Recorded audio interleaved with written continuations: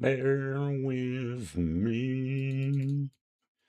As you see, I am adjusting things.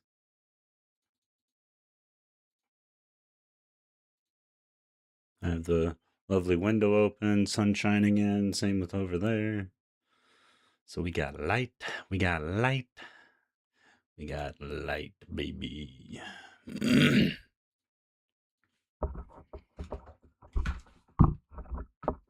Jumping back into, sorry, didn't mean to hit your freaking ears.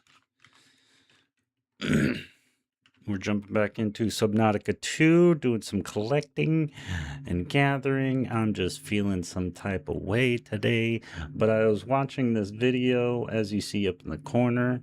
Let me tell you what it is.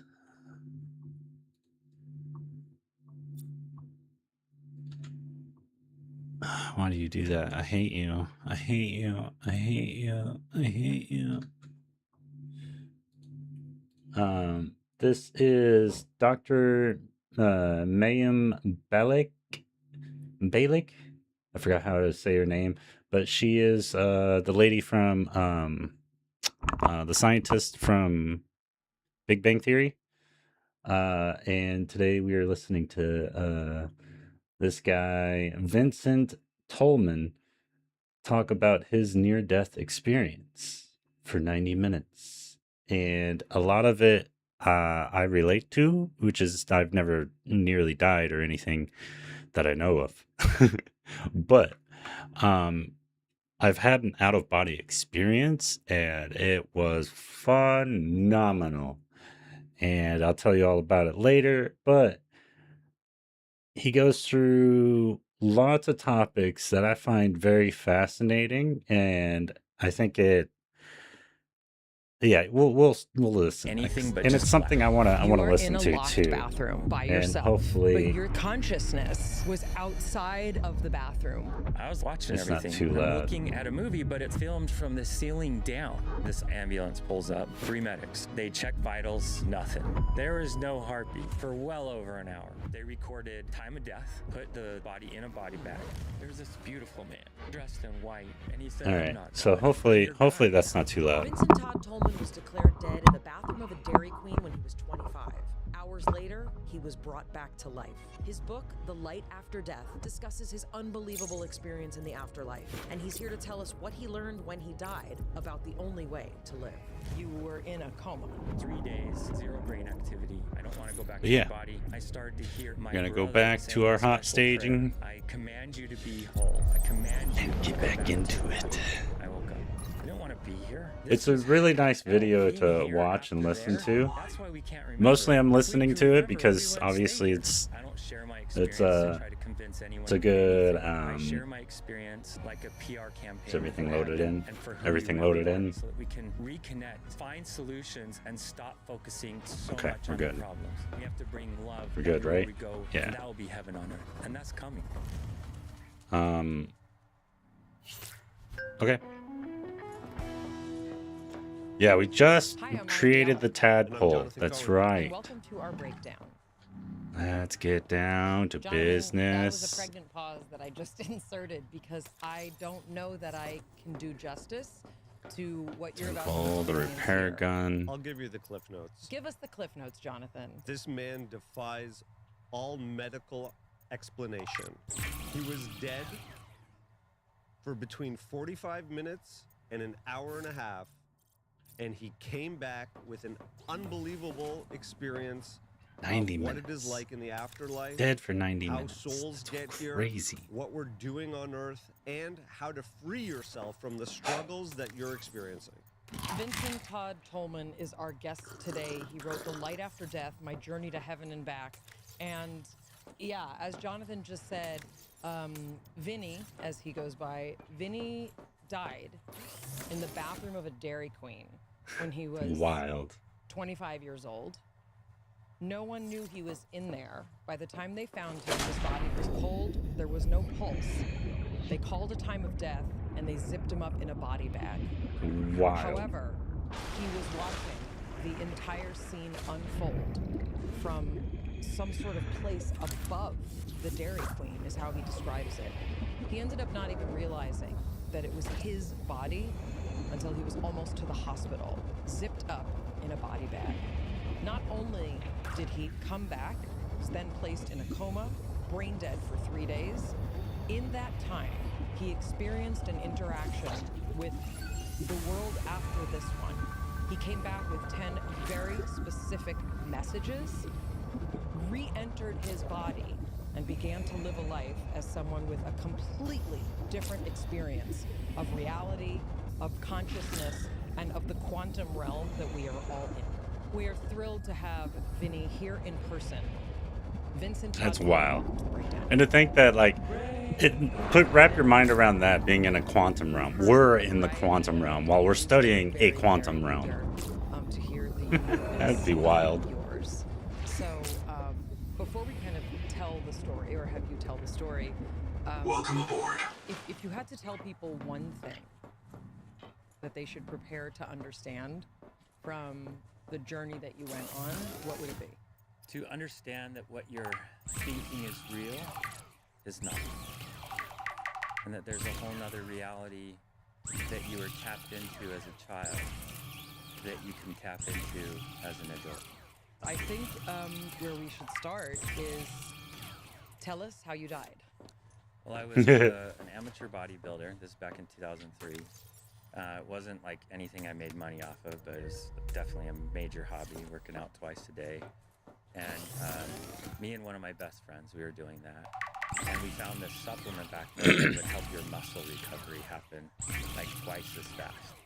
So when you're building muscle, you rip it by lifting, tear that muscle. It repairs itself bigger, and that's how you bulk up. And so we were in a bulk up on our arms, on our chest, on our back. And so we were doing these like really heavy routines, and we wanted to do them every day and not wait for recovery. And you can do that, or you could have, back when this product was still legal. And so we ordered, probably maybe 30 bottles across a year and a half. Right now we're just collecting resources for water and food. I don't know if you could tell that, but that's kind of what we're doing. See, I've never really taken supplements to do anything. I worked out before, it's just I've never done supplements. I don't need supplements. Supplements need me. I lived in Thailand at one time for a while, so I thought Thailand's safe. They have really good food and drug safety, at least in the manufacturing sector. So I thought that's going to be pretty safe. So we ordered a bottle, but the bottle came with all Thai writing on it and no English. So we cracked that open and we sniffed it, and it smells just like the American stuff, and it's a liquid. You just take a liquid bottle cap. So we both just said, let's do it. We're gonna go do a workout. Some strange Thai food. New cars, and that was the plan for the day. And then maybe do a second workout on the way back. How big is it? Like, is it like a drink? It's like a shot? I would say it's like a 1.75. It's not that big. So and you would just take the lid to the bottle and use that lid as your measure, and you would take one bottle cap. Got it. We both did it, and right away I was like, wow, that was way sour. That was way more sour than the American stuff. And my buddy was like, yeah, that was different tasting. And right away I started feeling like cold come over my chest. Welcome aboard. I've had surgery in the past. Oh, yeah. Anesthetized, yeah. Yeah, anesthetized. I knew what that felt like, that coldness, and it felt the exact same. So I told my buddy, dude, this one's way stronger than normal, so let's go get something to eat, because we knew that would offset whatever, disperse it with food. It makes it so your body absorbs less. Metabolize it. So we went down to the closest restaurant to his house, and we barely make it into the parking lot. He's literally like going to sleep while he's driving. So you're both feeling instant effects of this poison, or whatever it is. Within minutes of us taking it. So it's very, very fast. And do you notice that he's affected, or are you so much in your own experience that you're like... He literally said he couldn't drive. Well, we were like laughing about it. We're 25. We don't think about death or anything. We just think we're going to live forever. And I'm like laughing like he's kind of drunk on it. And I'm like, look, you can't even stay awake. So I'd even put the car in park for him because he didn't even know. He's just like pulled up and stopped. And I'm like, put it in park. So I put it in park, and I opened the door, and I went to go step out, and all of a sudden I was like, whoa, gravity's different on this. I felt like so heavy. And so I like felt like I lumbered myself into the restaurant. It was a Dairy Queen. It was a Let's Dairy just call Queen, it out. yeah. It's such a, like, you have to It was a say Dairy it. It was a Queen. Dairy Queen. Yes. Yeah. And for a while, it was like the kind of the jinx Dairy Queen. They tore it down. Oh, Yeah. So I, you know how some Dairy Queens were back then. Yeah. Again, 2003. The bathroom is right as you walk in the door. So I went straight in that bathroom, and it was a single unit. So I locked the door, and as soon as I got in, Round it was one, like the fight. floor started to spin. Hey, Jason And I heard this really Bourne. loud, like, What it pop, like, do? really loud. Welcome in, welcome in. And the next thing I know, I can't see anything but just black. And I feel like I'm floating. I feel like I'm warm, I'm electrical, but I'm also really cool. Like it's this weird, like untethered sensation I had never felt. I had never little felt. pop. And I'd done quite a bit of substances in my day. Another one. And I'm telling you, You a nothing fellow was stoner, I holding a figured. candle to what I was feeling. You said you felt What? warm and cold and electric. Warm and cool. I don't know And what you're electric. talking about. And fluid. I felt like I was floating in fluid is what it felt like. Did you feel pain? No pain. And that was the first thing I noticed. Is I was like, whoa, this stuff's really good. I can't feel any pain. Like I thought that. That was one of the thoughts I had in there. It's like, there's no pain. Okay, so but everything's black. Everything's black. And I was playing the whole way time. off, I can see this little pinprick of light. And it starts getting closer and closer and bigger and bigger. And as it gets bigger and bigger, I'm noticing it's a movie. And I'm looking at a movie, Hello, but it's hello. like filmed from the ceiling Welcome down. in, fellow stoner. So I'm like, why would the director film looking down? That doesn't make any sense. And I worked with like directors and I worked as a PA on some shows, and so I was like, that's weird. Why would the DP or the director decide that let's shoot this looking down? That's a dumb way to shoot.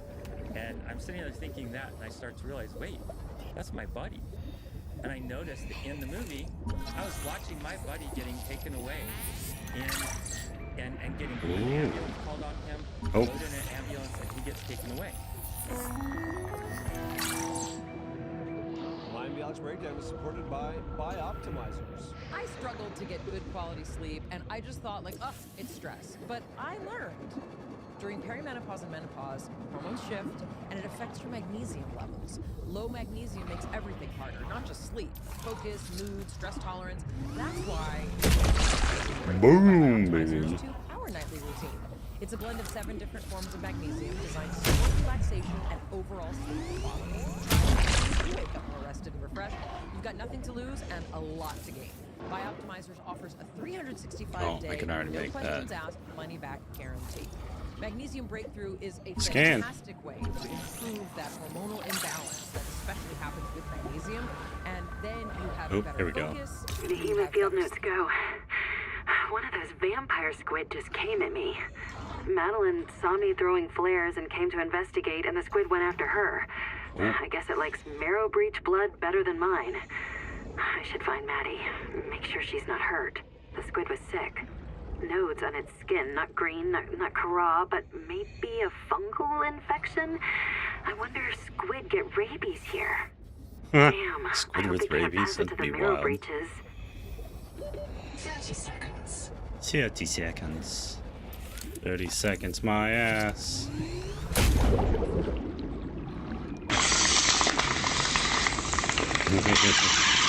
You damn Skippy Toasty. Thanks, bro. Appreciate that. Oh, thanks for the birds. Hell yeah. Yeah, appreciate it. I don't know why that didn't chime. Did that chime? Did that make a noise?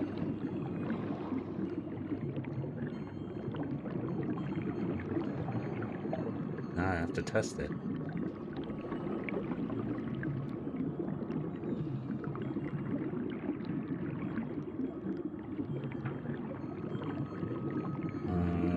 Emulate.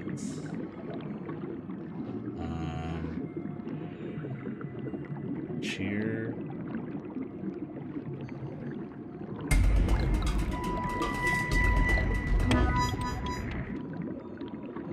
that was on Spotify.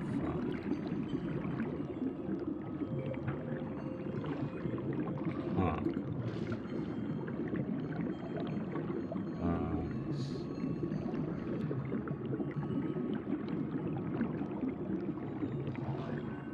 Emulate mouse and bit. It did not. See, on Elements, it does it.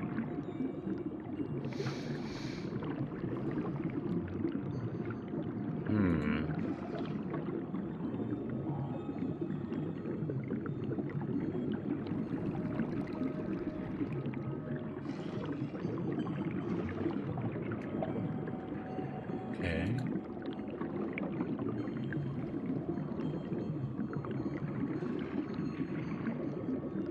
Alerts. Edit alerts. Bits. Make sure you stretch out those creamy hamstrings. Preview options. Layout. Send You can't touch me, you're not man enough. I eat your asshole alive, you bitch.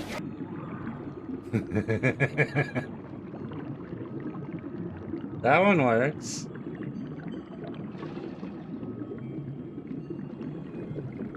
See, this was supposed to be the other one.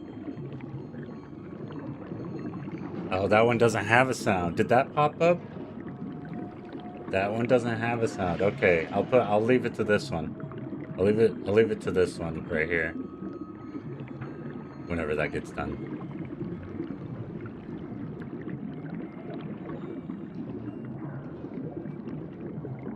Is it gonna get done?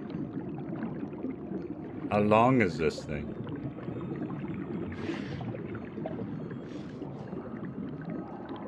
You can't touch me, you're not man enough. I eat your asshole alive, you bitch. I'll leave it to that one, since that one has a sound to it. Sorry about that, Jason. My bad. I appreciate it. I appreciate it, Jason. Yes, I do. Gotta go. See ya. Thank you. But you gotta stretch.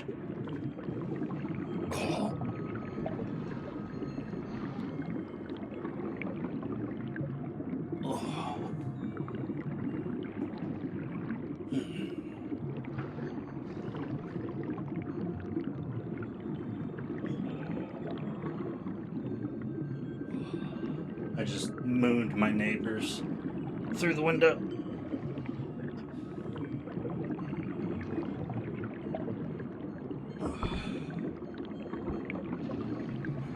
Not really. I mean, I have shorts on. They're just blue. I appreciate it, Toast. Thank you.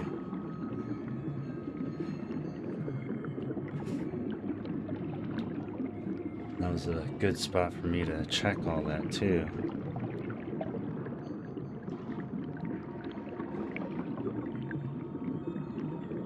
And the stretching works.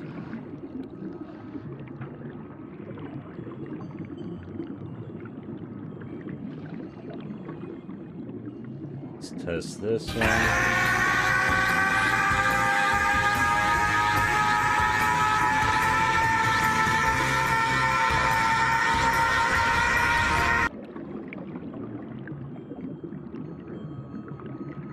Let's see, this one. You know how long I've been waiting for this? Woo, I'm about to make a name for myself here. Genesis_Eros just subscribed. Okay, so the important ones are working. Super Comic Guru allows this. Yeah, boy.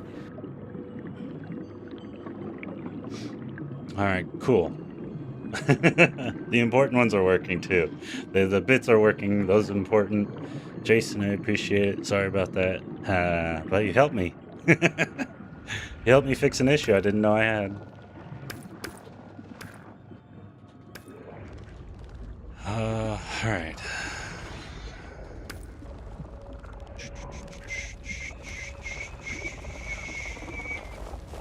Hello. Did I scan you yet? Yeah.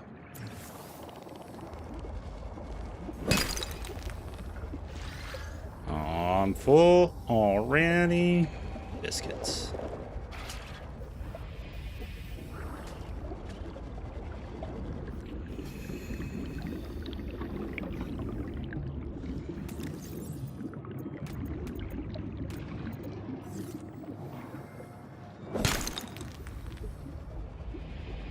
Definitely need copper for like everything. Well, so we got some silver. All right, let's play that. In general, Bioptimizers makes it so easy. Here's what you get when you go to bioptimizers.com/breaker and use the code BREAKER. 15% off your entire order and a free bottle of Masszymes. That's Bioptimizer's best-selling digestive enzyme added to your order automatically when you use our exclusive code. It's a $20 product free on top of your discount. This is a limited time offer while supplies last. You cannot get this on Amazon. You can't get it in stores. The offer exists in one place. Our link, our code. That's it. So if you were already thinking about trying it, this is the sign. Go to bioptimizers.com/breaker, use the code BREAKER, grab it before it's gone. Make 2026 the year you finally succeed. Oh no! Mind Alex Breakdown is supported by Elements. We are very excited because we love Element, but they've got a new flavor. It is lemonade iced tea. Same great electrolytes and taste, but with black tea extract. So you can get your little caffeine boost without the mid-afternoon energy slump. It turns out caffeine doesn't actually give you energy. It mutes the signal that tells you that you're tired. So when it wears off, that's the crash. Isolated caffeine, the kind that you find in most energy drinks, it hits harder and drops faster because there's nothing in it. Welcome aboard. Element lemonade iced tea uses a full black tea All right, what do we got? What do we got? What do we got? We got copper, and polyphenols, and a meaningful dose of silver, electrolytes free of sugar, titanium artificial for colors, sure. or other dodgy ingredients. It's built on the same formula as Element's core drink mix: sodium, potassium, and magnesium at levels shown to support Silver is optimal behind hydration. me, The result but is a we noticeably just steadier feeling, less spike, less drop, without the crash that comes from most caffeinated drinks. Get a free 8-count sample pack of Element's most popular drink mix flavors with any purchase at drinkelement.com/Mayim. Find your favorite flavor or share with a friend. No questions asked, refunds. Try Element. See how you feel. If for any reason you're not satisfied, Element's customer service team will take care of you. Mind Alex Breakdown is supported by Shopify. Starting something new isn't just hard, it can be downright terrifying. Trust me, I know. When we started this podcast, I didn't even know what I was doing. What if nobody listens to me? What if I make a fool of myself? Now we know we were right in believing in ourselves despite our fears and hesitations. It also helps when you have a partner like Shopify on your side to help like we do. Shopify is the commerce platform behind millions of businesses around the world and 10% of all e-commerce in the U.S. From household names Let's to get a first-time business few owners just more, getting started. shall we? Shopify's been our one-stop shop for Where all do of we our get merch store needs those? for the past several years now. With hundreds of ready-to-use Where are templates, all Shopify those? helps you build a beautiful online store that matches your brand style. Shopify's packed with helpful AI tools that write product descriptions, page headlines, and even enhance your product photography.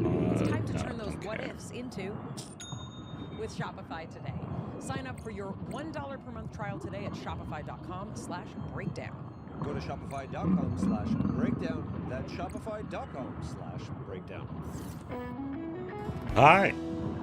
You are in a locked bathroom by yourself. Yeah. That's where Sulfur, wire, that's where your body is. Yeah. battery cell. We got copper now, so we can do that. Yeah. Was outside of the bathroom Above. and above. Right, right. Above the Should be able entire to. Yeah. scene. If you were to take the apex of the building, I was in the center of the apex. And I could take my... And you were watching Watching what it all. was going on. Yep. And wherever my interest went, that's where the camera focus went. So if my interest went over to like... Ooh, conversation I was baby. listening to over here. By the way, I was hearing voices spoken and Oh wait, thoughts now I have thought. two. So all voices... Why do I have fucking? Why did I do that? Voices of anyone I'm anything dumb. within the restaurant. and voices of the conversations. I was What did hearing you it hear? Since we can repair What it, made me where laugh are we gonna go then? Is there Black? this Is it this black older box? gentleman with his No, wife. it wasn't that. They were there getting breakfast. She was sitting there talking about her friends or a group of these ladies, and he was like, I forgot which thinking about direction we go. something not even close to that. But Kind of regardless- like daydreaming, letting his mind wander. And then she asked him, like, well, what do you think about that? And he's like, I need to go use the bathroom. And so he went to go try to use the bathroom. That your body was in. That the body was in, yeah. And so the door was locked, so he's like, oh, man. So he waited a few minutes, and, that person wasn't coming out. And you did not realize that was you in the It bathroom. wasn't me. I was up here. I was, like, watching everything. Yeah, that's I was on wild. this weird camera angle from the drone. Like, so he's out of body now. He drank this weird poison stuff from Thailand. I wasn't even focused so much on the body. I could feel there was like a heaviness there. But in some way, Seek fresh water I didn't intake. look at it yet. So I was focused on this couple. He goes back down, sits down, and he wants to pick up that conversation. He's like, I need to go tell the manager the bathroom's locked. And, so he went and oops. told the manager, like, I've tried that a couple times now. I probably didn't see the first time he tried it, but I know I saw at least one time, maybe two, that I saw him get up to try it. And then he went to the manager and said, hey, can you check? That's been locked for a long time. We already So did you're this one. watching and hearing and experiencing all of these things that are happening outside of the bathroom where your vessel is. Yes. Yeah. Yeah, so I've already heard about an hour of this, and yeah, he's floating outside of his body. Ah, wild.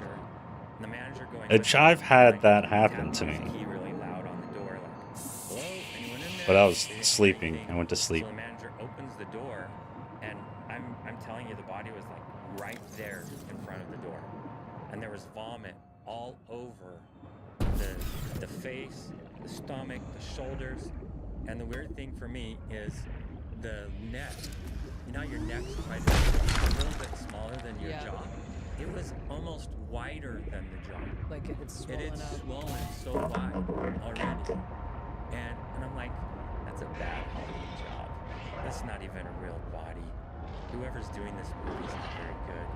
I remember having a thought like that. It is still not clicking together. Yeah. So, but I can feel still sadness.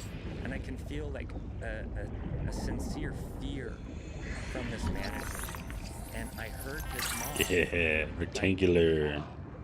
Like telling him in his own voice, like, you know you need to get out of that job. You're never going to make it anywhere. You're going to quit that job, go back to school, and blah, blah, blah. And he was like hearing that on repeat while he was looking at all this. And he doesn't know what to do. And So he's like listening to this medic's thoughts. So he calls to his assistant manager, this is like 16 or 17-year-old girl, tells her to call 911. Then And they already knew they had another body that had gone to the hospital. Yes. Oh, there it is. Your friend. Yeah, but they didn't. So the people didn't see us coming together because we didn't. Right. I came in first. He came in second, and he went in and collapsed on a booth and vomited in front of everybody. So he was a quick one to recognize and get out of there. But yeah, the manager, he's looking at this dead body, and he thinks about it for a second. And I actually heard him think, I don't want to touch that. So he goes to the assistant manager and says, give me the phone. Would you all touch a dead body? Or what you presume to be a dead body? Whatever If you were there to save their life, if you came upon them in the restroom, I would check for a pulse. I'd immediately check for pulse. And she felt like cold and The neck, the wrist, the thigh. Is there a pulse? Well, the knee. You could go behind the kney, or near the knee, if I remember correctly. Isn't there one by the knee? There's the inner femoral artery. I do know that. Whoever gets there first, let them have access to it. So you're just watching all this, and you're looking down at this poor body that looks like a bad what's really makeup funny job. is at this point, like, I think I'm in a theater. This is probably the most comfortable theater I've ever been in. Because I felt so at ease, and I felt so comforted. Because this is a scary situation, especially, I don't know why my consciousness wasn't putting two and two together that my real friend got taken away. And now I'm looking at this bad Hollywood job of a body. And it just didn't. Because me was up here. It was. I equate it to pulling up to a stoplight in your car. And you look over and you see your same car over there. And you see you driving it. But you're like, that's not me though. I'm in this car. And that's what it felt like. Not even a possibility that it was me. Now that's the next So, one, right? What happened next? No, I already have it. one thing I don't tell a lot of people about, but was right then, this other worker at the restaurant was like running around, dead body, dead body, there's a dead body. And she went running back to the cook, like the fry chef, and was like, there's a dead body back there. And this guy, he'd grown up in Mexico and had seen a lot of death himself. And he thought out loud, I don't need to see one more dead body in my life ever again. Heard that. And I heard that, yeah. And he was like, no. And this other, youngin was just still running around trying to tell everybody there's a dead body in there. And I don't know why. It's maybe her way of dealing with shock or whatever it was. But I'm, again, just interested in what's going on in the scene. I watch as this other ambulance pulls up. The second ambulance has 3 workers, 3 medics. So it has 2 from the 2 front seats, and it has 1 rookie who is sitting in the back with like the gurneys, what they call like the jump seat. And I noticed that this rookie, he had like an innocence about him. He was definitely younger than the other 2, but he had this like freshness with the say a approach to being percentage. an EMT. And they get on scene right away. They check vitals, nothing. They put this like oxygen feeder in to try to hand pump oxygen into the lungs. No change. They recorded time of death. They put the body in a body bag. Yeah. And I'm starting to realize this is a real situation though, because the reaction of everyone around. I'm noticing it's not acting. That this is real. This is freaking people out. I feel so bad for this guy, whoever he is. He was thinking it was a movie the entire time. Seeing himself outside of his body. It was wild. With, He-Man characters. Yeah. And I had a guy named Manny Faces who had a really thick neck like that. And I just kept thinking, oh, this poor guy looked like Manny Faces. Probably nobody could fall in love with that guy anyway. That's probably why he's dead. And But I'm just witnessing all of this and realizing. yeah, I it's pretty insane.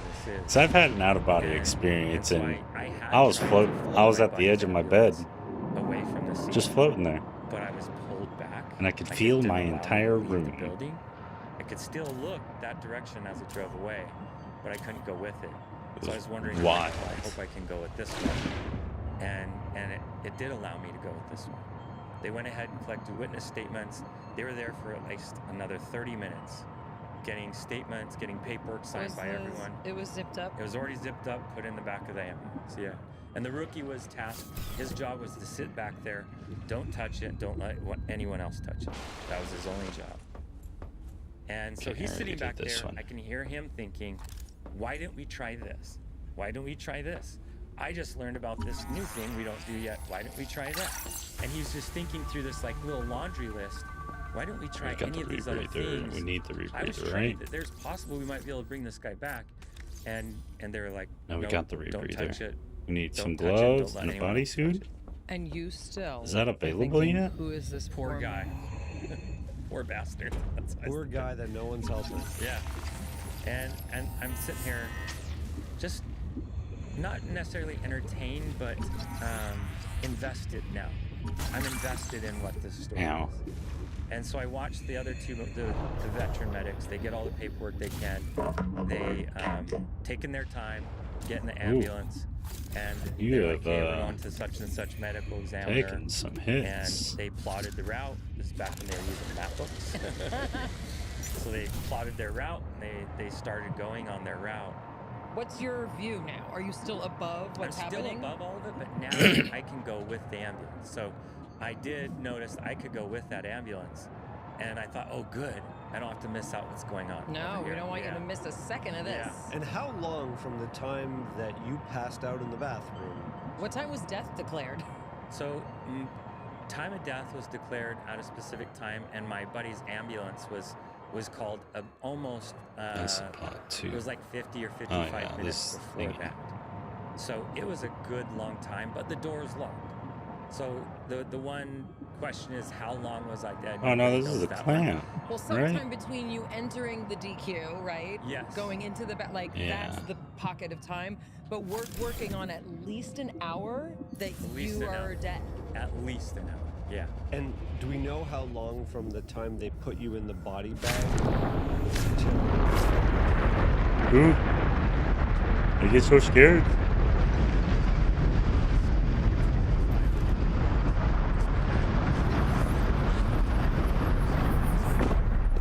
Watching things go. And then they collected all the witness statements because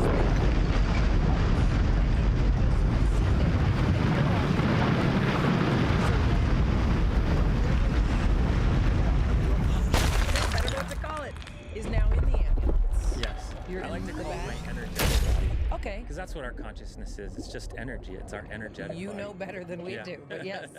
So you're in the ambulance, you still don't understand who that body is. I don't understand it, but I noticed some very cool new thing happening.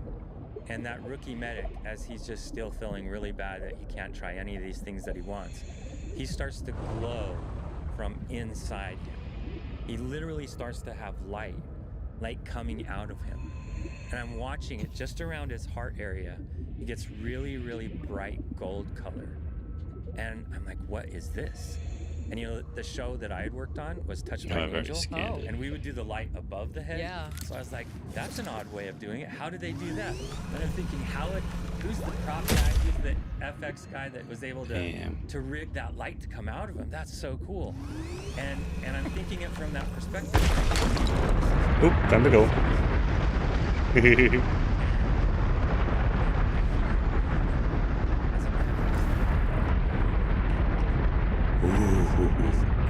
Where I am sitting and watching this huge energy pass around, and I feel it hit him, and then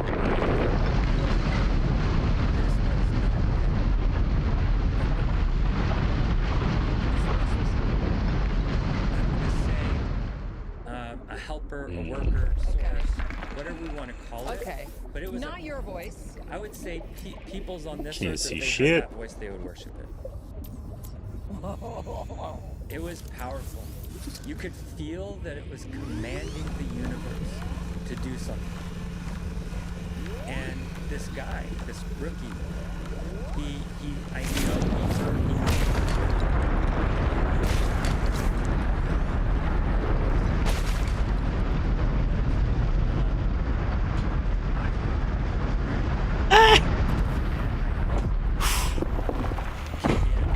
Woo.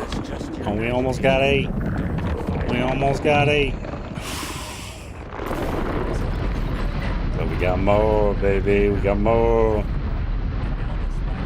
that'll be good enough for me. I don't think there was much more. I think there's probably one more, and I don't want to search for it. Right. It was like giving, you know how light, when it hits the body, it gives like shadows? It's giving like shadows to the top of his head because it's so bright coming from down here. And I'm like, again, nerding out. That is so cool. It's even brighter. How are they doing that? Is that like some kind of weird CG we don't know about yet? And I'm just enamored with this simple little. Who ordered all this fucking anime titty? As if I did. What in the over me. Pachina? Louder this time. I felt like it rumbled me, and it said, "This one's not dead." Big ass clam. And he heard it. I know he heard it because as soon as he heard it, he reached for the strap around the dead body and undid one strap. He unzipped the body or the bag from the head all the way down to about right here where there was another So this strap. kid's just gonna randomly revive Just to there, the and was like slipping his hand Vincent inside the body bag, because feeling he just around has the this neck, feeling. feeling around the jaw. He was trying to get any sign of life, any sign of pulse. Even reached like under the armpit, and that was kind of under the strap that was right there. He realized he couldn't do it with the strap.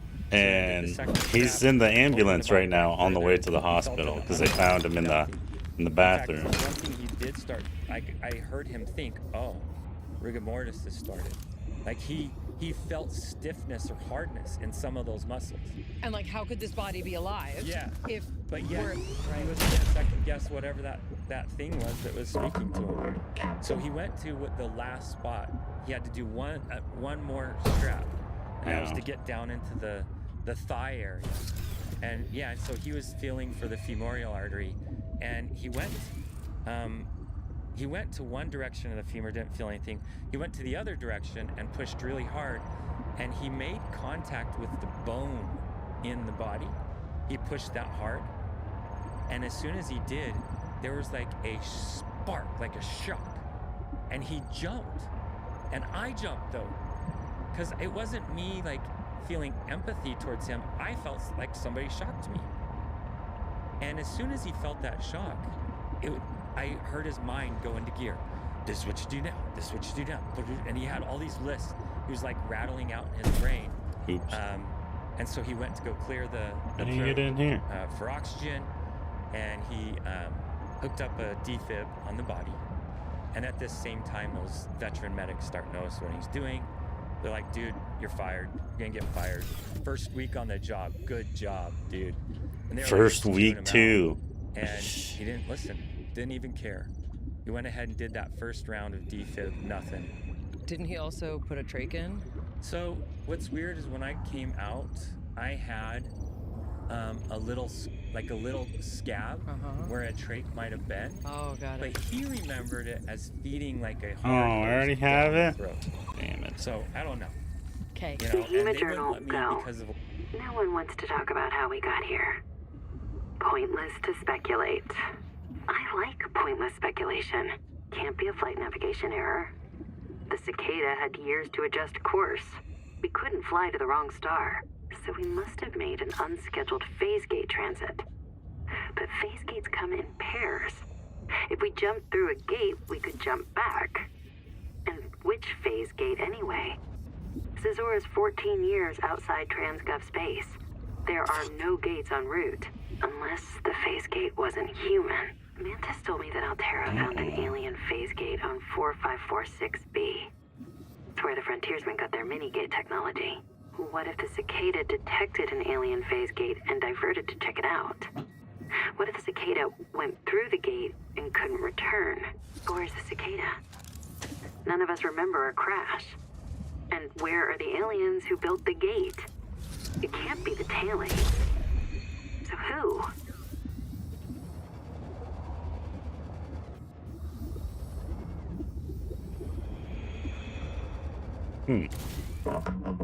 liability. They wouldn't let me get access to their whole records.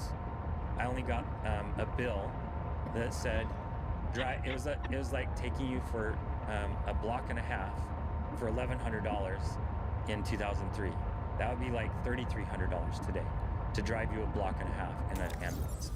And so There's no clause for if you're dead and come back from the dead? Nope. Okay, Yeah. just So, checking. I feel like if you come back from the dead, your bill should Yeah. be wiped. Yeah, I agree. feel like if you You could shouldn't have a record bill. that- maybe it should be doubled, right? If you come back alive. But you know, he went and let the second round of defib hit. Did you? What did you experience? The you that I was had watching. anticipation. I was excited. I was invested Did in you this feel movie. the? No. You did not feel Did any not electric feel any of the shocks. Yeah. Okay. So no shocks. Couldn't feel those. Funny how I felt the spark before, but I didn't feel any of the shocks. Not any of them. And that second round of shocks, there was a single blip on the heart monitor, just a single boop boop. Yep. And then flatline. And that got the other two medics just shut up. They shut up right there. Because to them, even that's not possible. Correct. So he went for a third round on the defib. And on that third round, heart started. Heart started full. It was a feint, but it was a steady heart. And it started. And, you know, that changed everything. One of the miracles to all this is there was a brand new, just opened in like the last 6 months or last year of this date, there's a hospital opened right where this happened. And so they were within seconds of that heart starting. They were at a trauma center with a team that had nothing to do. It was a brand new hospital, and they wanted to work on this. Do you still not realize that you are Still that don't dead know. body? Not yet. I'm about to though. I'm really close. So they transfer the body from the hospital or from the EMT gurney onto hospital bed or ICU bed or whatever. As they were doing that transfer, the body went into full seizure, and it was like vomiting. There was stuff coming out of like the ears, stuff coming out of the nose, just weird places. Even I remember there's something coming out of one of the eyes, and like that just looked horrible. And I'm like, I'm like cringing and thinking like, this looks real. And they're trying to get control of this body so they can start doing the things they need to do. So this one really strong, not medic, but maybe orderly or something from the hospital, he starts strapping down the legs of the body. Then he goes around, straps down the right arm. Then he went to strap This down is the terrifying, left arm. right? And I was like, what's going on? I looked down at my left arm, and I could look and see a strap on my arm. And I could see it was like this weird strap. They were trying to strap me to my seat in my movie theater, per se. And so I was like, no. And I yanked like this. And I was still watching the movie, and I watched the body resist the strap and actually break it. Oof. And I was like, what? And all of a sudden this like deep, dark energy starts pouring in me. You idiot. You've been watching your own death this whole time. How could you not know that what you've been witnessing was your body? Duh, it was with your friend. Why didn't you see that? And it was like kind of like a kid just not even being aware of something. I felt so dumb. And right then I started to rewind time in my consciousness. I went back to life flashing infant, before your eyes, and kind I of started thing. going forward really fast, and I started seeing anything Because you're dying, and you're just bad now realizing that. or something that I ever did, or if it was even received badly, like anything negative energy that I influenced on this universe. I saw it. I felt it from my perspective. I felt it from the perspective of who it hurt too, and got all the way through that to my 25th year. And then I just had this thought, like, I'm such a POS. If this is all that I am, why do I even exist?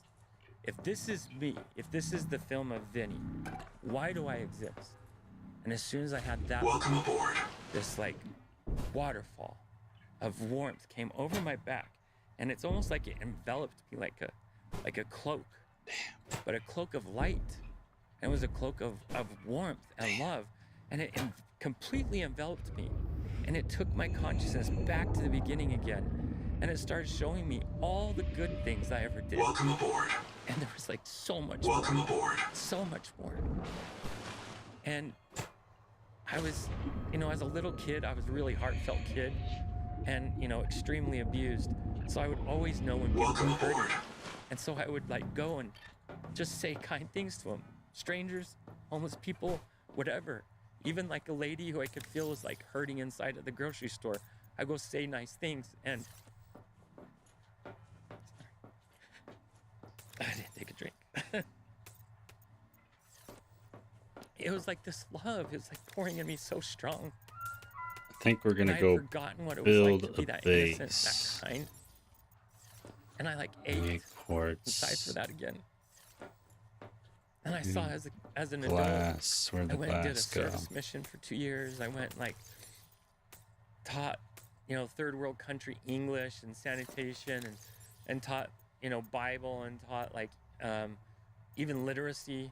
I taught literacy to people that hadn't had it for 2 generations, and I just felt like there was a lot of good that Vinny had done. And I just felt like, how can I feel this love this strong? And so I turned around to see where it was coming from, and there's this man. He's like a beautiful man, just this like old white man. Like This really is where it tall, gets really big, broad interesting, shoulders, and he because a had lot this of all dressed in OBEs white. talk about this type He's of got like this thing. white robe on, but a white suit underneath. He's got a long white beard and long white hair. He has this face where it's like when your eyes connect to his, it's like his eyes reach in and just hold you. And when I felt that, I was like, you're God. And he just like smirked or smiled. It was like, no, son, I'm not God. And growing up Christian, my only other thought was, are you Jesus? And he goes, no, son, I'm not Jesus. And The noetic advisor has transmitted an alert. who are you? Return to And the he said, life I'm your pod guide. at your convenience. I'm here to guide you to go wherever you want to go. Okay, I need to ask a question. What was happening in the physical world at this time? Because once you noticed that your feeling of resistance of that arm was you, did that go away and completely? As soon as I turned away from my shadow, it turned me away from my body. Yeah. So what we can tell people is that your body was taken into the hospital. Yes. And you were in a coma. Brain dead for 3 days. Yeah. And you're hanging out with your spirit guide. Yeah. With my spirit guide. Better than the waiting room? Way better. Way better. And way better than anything we could ever do here. So how long, and I know this is a silly question, but I'm going to ask you to explain why it's silly. How long did you then embark on the experience that you're going to tell us about? Do you know how long you were gone? I feel like the experience was pretty much the whole entire time I was gone. Did it feel like 3 days? Did you go to sleep? Back when it happened, you could say, Vinny, did it feel like 10 years? I would say yes. Then you could say, did it feel like 10 hours? And I would say yes. Because there's no time there. It's just this ability to take things in. We use time here to measure and gauge our ability to take things in, experience things. But there, everything is omnipresent. So like you can take in omnipresent years of existence and experience in a matter of a breath there. Yeah, time doesn't work the same. It's kind of like our download speed with technology now becomes instant. What used to take 10 hours just a few years ago is really crazy. I'm sitting there watching this guy still like, this guy is just not telling me the truth. I really am thinking that, and it's weird because I know he can hear me think that, because he would smile it when I would think that. But and you didn't need to speak, correct? No, you don't use your mouth there because you're not in your physical vessel anymore, so your thought is your voice. Did you have a body that you could see? Energetic body, yeah. And it looked just like what I looked like. The one weird thing is I wasn't wearing shoes. Fuck. Now, the body had shoes on. I was down there. At least when I went in that bathroom, I did. Oh, this is that one. I woke up a few days later, of course. You were in a hospital gown and no shoes or big clam. So you and your guide are shoeless. Yes. Put off thy shoes. The land you're standing on is hallowed. That's what God says from the burning bush. Oh yeah. Yeah. You hadn't thought about that? Oh, it replenished. I never put thought off thy about shoes. That. Yeah. Huh. Because you're an extension of that place. Yeah. You're in the hallowed ground. That's your charging port. Correct. Your feet are your charging port. Yeah, you're connecting to the mother. Yeah. Okay, keep going. I love that. I thought that's what you thought. That's so awesome. I never put that together. Yeah. I mean, or Shoeless Joe from Hannibal, Missouri. He was a baseball player who played without shoes. Okay, keep going. Yeah. So you're with your guide. So I'm with my guide. He did tell me his name is Drake. Drake. Yeah.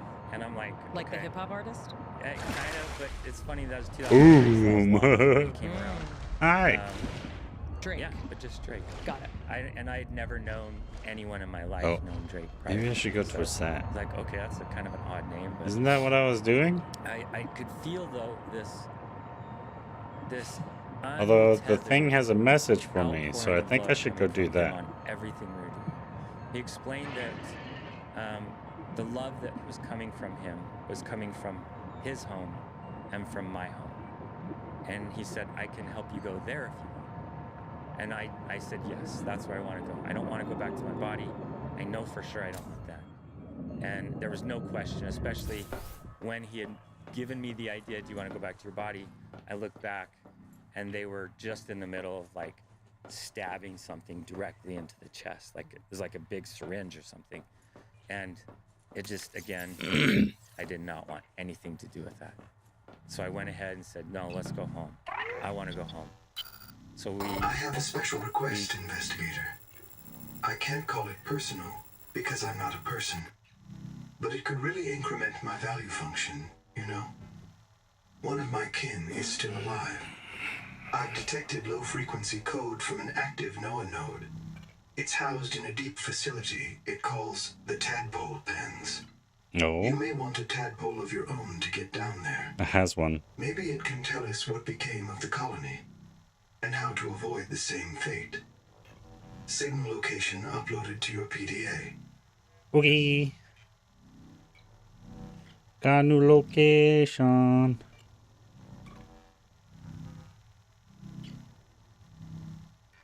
One second. OCD took over on my email.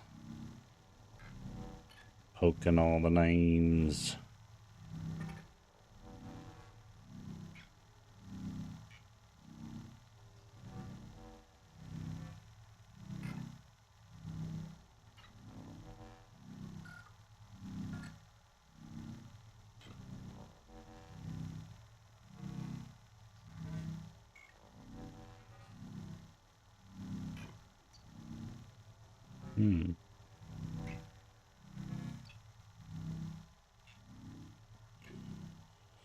Bam, bam, spank you, bam.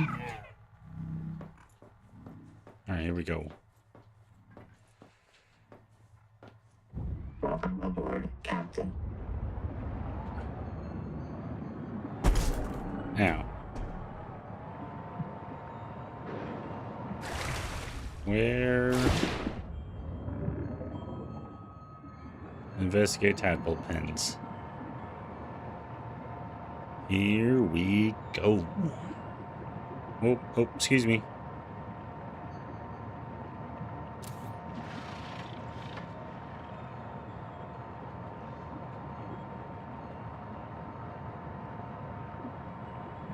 Started this journey.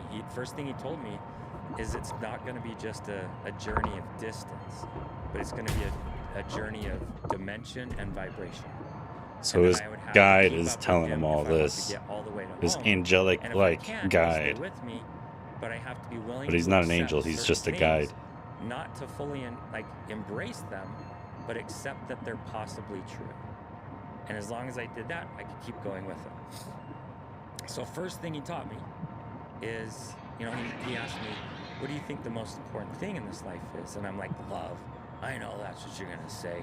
Love. Everybody says it's love. And he's like, love, it is very important.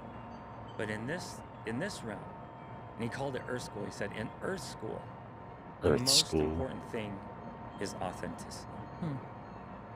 And I'm like, I'm authentic. And he goes, I love that you think you're authentic. And he showed me when I would meet with Water this temperature friend, I had a rising. mask. Hydrothermal vents are a dependable source of minerals and power. With my siblings, probably 5 masks. I had all these masks I was putting up everywhere I went. And he showed me it wasn't the mask that I think I needed. It was the mask I thought that they wanted. And I was always becoming who I thought they wanted. Like I was some type of Swiss Army knife to become a screwdriver or a knife or a spoon or a fork. Or that cute little toothpick. Or the cute little toothpick that everyone loses. Or the tweezers. Yeah, and it's like I saw that in myself. So I said, well, how do you get authenticity? And he explained that, when we first come here, we're very authentic as children. And until we're about 5 years old and start getting a kind of a good-rooted ego in us, we're still very authentic. Like we say what we believe. We even say the mean stuff if we have to. But then we'll say, but I love you, and I'll give a hug. Like we don't use necessarily the same tools that we use as adults or adolescents. Trying to tell my lights are on or not. And then he showed me that very old people are that way. Like in their, mid to late 80s or 90s, they're very They're not going to placate you for anything. If they don't want to be there, they're not going to be there, But if they want to be there, like at ice cream lunch, they'll go have ice cream for lunch. Like, there's this authenticity with them. But I noticed that here we are, age 5 to 85. we're putting up all these masks in between. And Drake showed me that this is a thrown away space. That when we cannot be authentic, we cannot authentically love anyone, and we especially can't authentically love ourselves. And if we can't love ourselves, we cannot love anyone. We have no power of love towards anyone unless we love self first. And he showed me that when we pretend to love, we reflect love, but we don't source love from us unless we feel that love for ourselves. And just like kids. And you can't feel that love for yourself if you're constantly thinking, how do I tiptoe around someone and not be my authentic self so I avoid conflict and I don't hurt their feelings and I just trying to, manage everything. Yes, absolutely. Yeah, it's like, we got to get over this idea that we are as valuable as what others think we are. Nice. Because we're far more valuable than all that. Heat warning. From the beginning. Baby hot, baby. In fact, spirits use a specific term with me a lot. They call it a divine master. And that's all of us. We're a divine master. And that led me to the next thing that Drake taught me. Genzo here. Vinny. 9 survivors of Habitat with me. Tuba went back to Habitat and a marrow breach took Ruby. I don't know if she'll be reprinted. I've heard her die so many times. But this time, she's got to be out there somewhere. She's got to. The tadpole pen's control room is locked, and all the tadpoles are gone. Sophie and Nahima took the last 2. We're stuck. We voted 8-1. We're going to go down into the hot caves. We all feel a pull there. We know it's a Mazefield hallucination. Yes, Twinkle, we know. Yes, Twinkle. Hey, Anita said, if we ask the world for help, maybe it'll answer. And it's not all crazy. There's a biobed at the base camp, and Zip died at the bottom of that cave. She had a Kurotai access key that could get us through this lock. If you find this, we headed due southwest to the hot caves. Hang on, Ruby.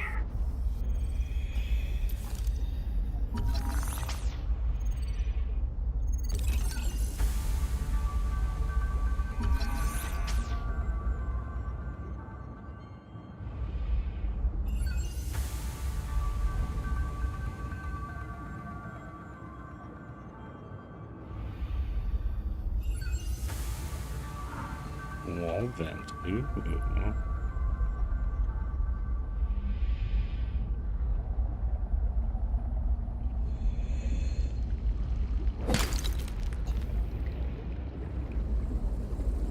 Attention, and St. Bates Ganau to all lubbers, pukers, printouts, and other non-pilots. I am the senior of 2 qualified drivers in this mess. You will listen to and obey our instructions or lose your tadpole privileges. Rule 1, if you qualified on the Sea Moth or Space Moth, you should be ready to handle a tadpole. Rule 2, if you did not qualify, you will need training under Bosun's mate robot or myself. This is not optional. Rule 3, mind your trim, mind the current, mind your heat. Remember, the tadpole is not actively cooled.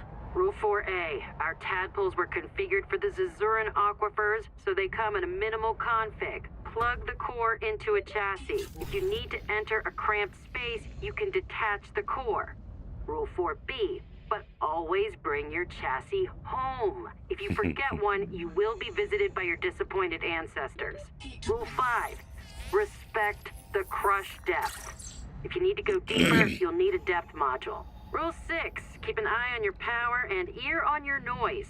My dear husband, who Noah will not yet print more than one of, monitors all tadpole traffic on sonar. So do the things out there which love to crack hard shells and get at the meat inside. If you run out of power, Ganzo might be able to hear you screaming before they find you. Rule 7, have fun. This is your chance to visit the elevated spiritual plane where pilots dwell. P.S. If you want to hear awful recordings of me dying, come by the scanner room when my husband isn't there. Heat warning.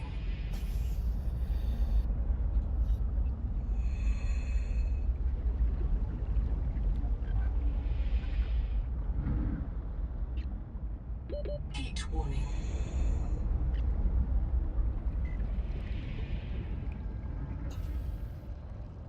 Heat warning.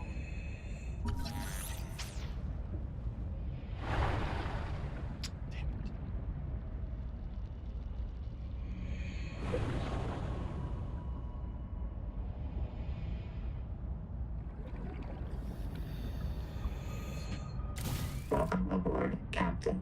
Heat warning. Wait. This is Scott? That's Scott.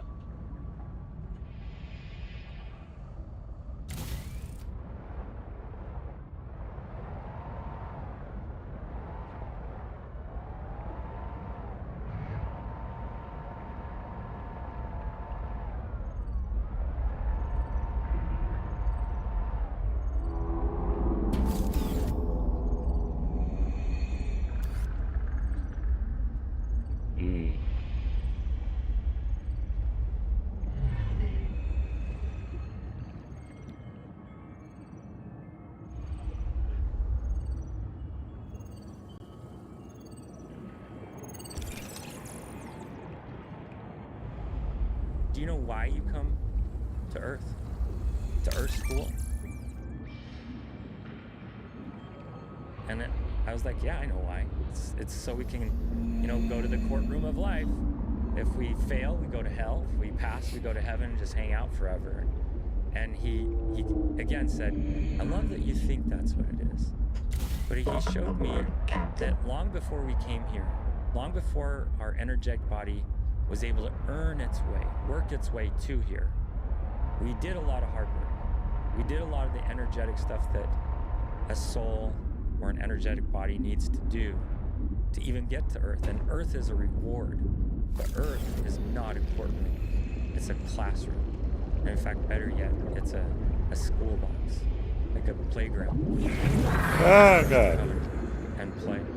To learn how to love each other, learn how to love ourselves, learn how to be creative, how to use our bodies to create, and use the power of us to build energy in this space.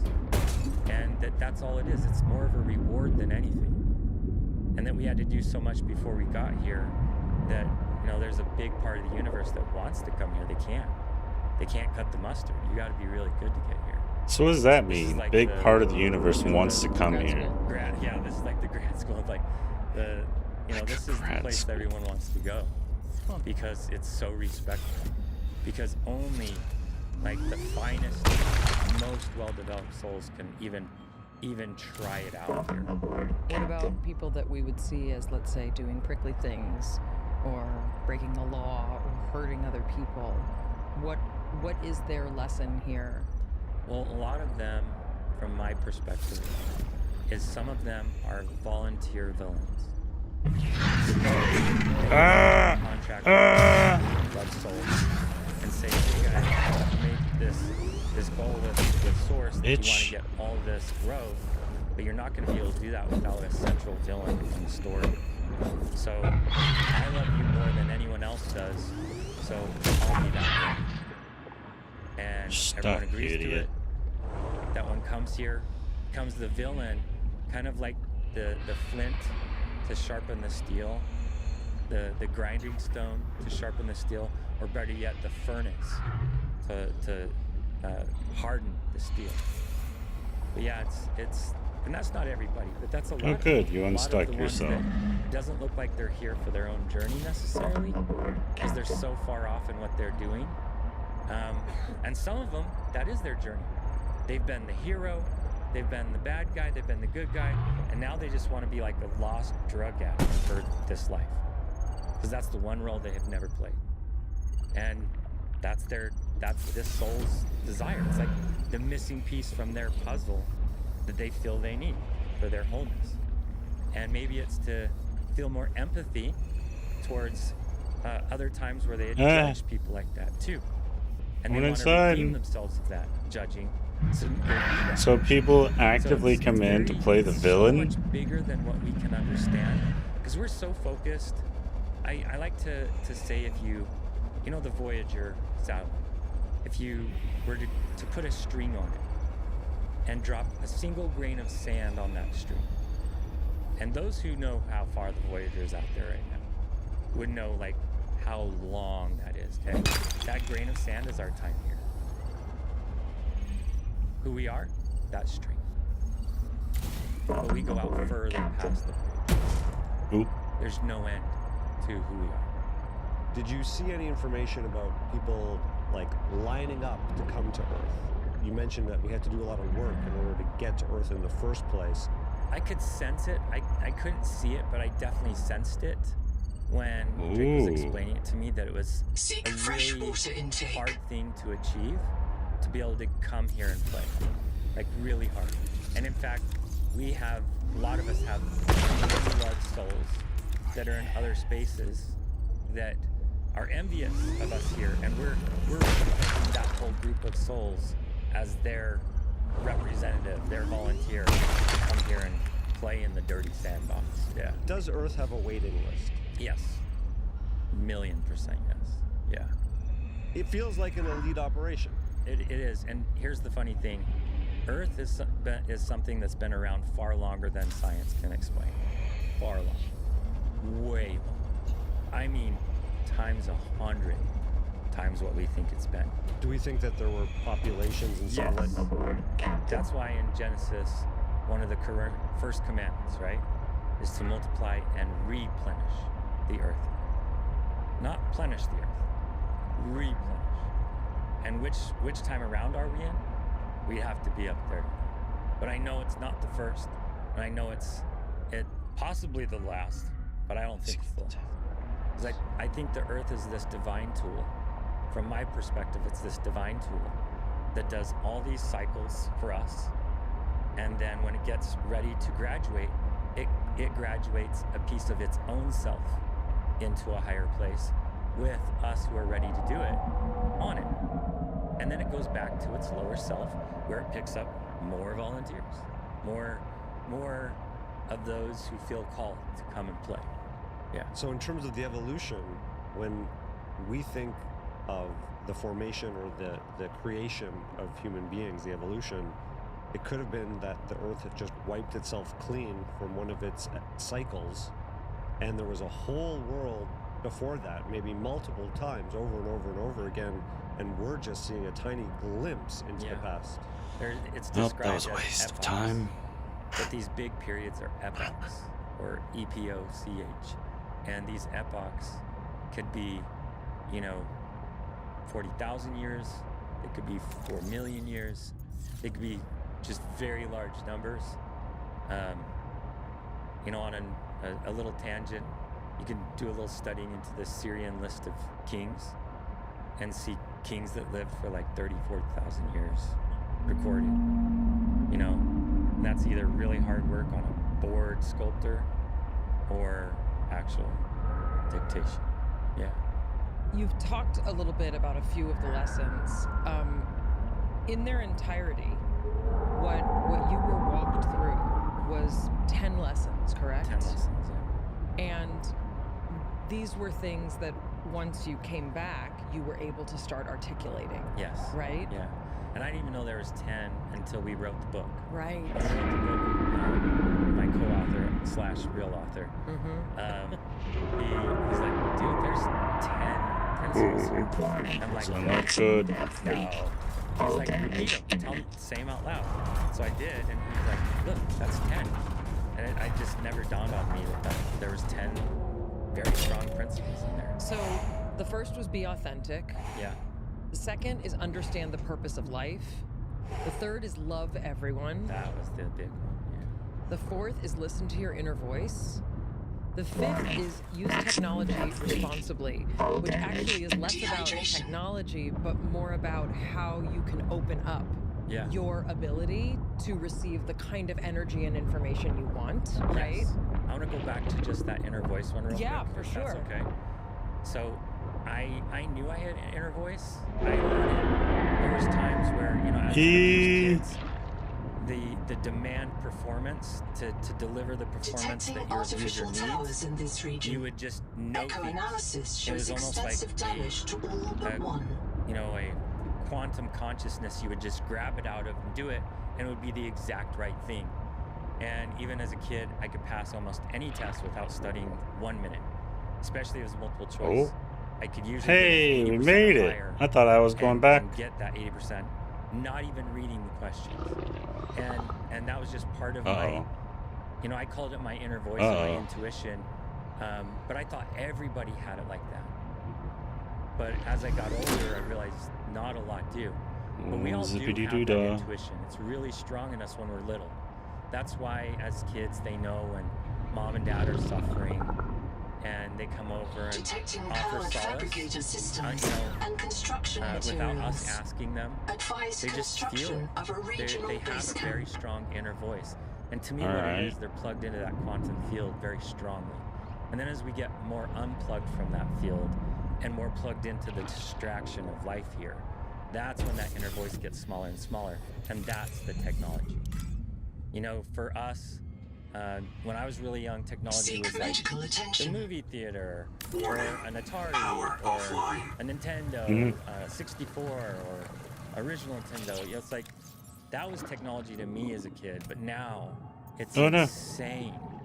Because even back then, you could still have religion where you would turn to your source morning and night, and then you still had your technology. But now, where is your technology? It's in the place of source. Because when you wake up, it's right there. When you're about to go to bed, it's right there. So this becomes our new God. And that's what he was talking about. And again, this is 2003, and that was not a place where this was possible. Oh, sure. I mean, even like Blackberries were not a thing yet. No. Some people are using Palm Pilots a lot. And it's just... All systems online. Yeah, the holster would always break. And then people were still using beepers back then in 2003. There was always that one odd person that had like 5 beepers, and it's just like, oh, that's where you get the drugs. Yeah. You know, it's I didn't understand it then, and of course over time that's digested really well. And technology becomes an enemy to the inner voice. Return to the life pod And at you know your what's sad convenience. is it also becomes an enemy to our relationships. It does. When you see a family sitting down for dinner texting each other, you know, quibs and comments, and not using even the connection. It's like, why even fake like you're connecting? But yet everyone says, well, technology brings the whole world right to your doorstep. It does by putting you inside a hermit's cave.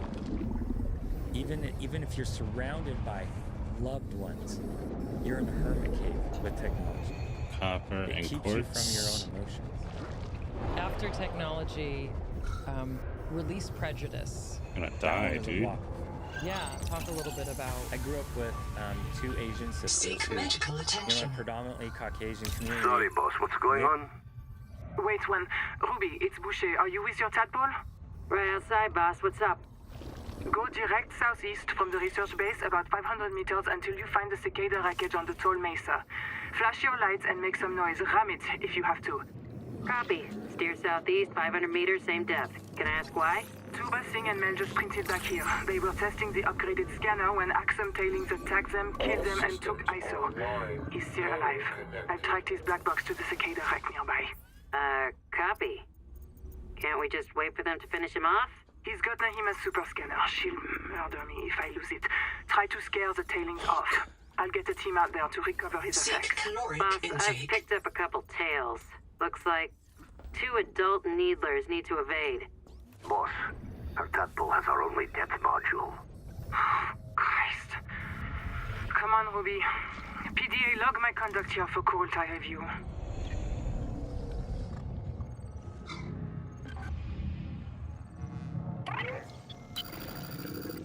This is as far as my pioneers got. They called this area the Protected. Yeah.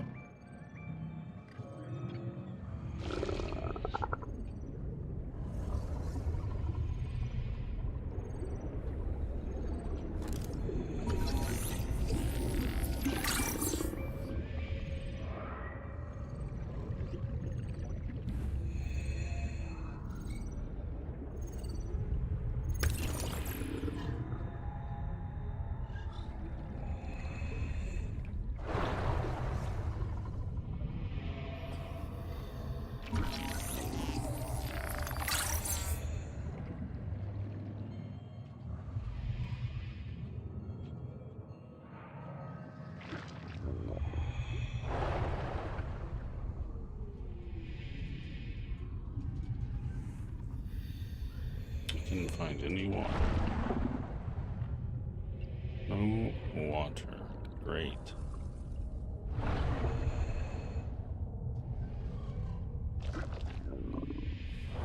Maybe we can make a locker inside. Welcome aboard.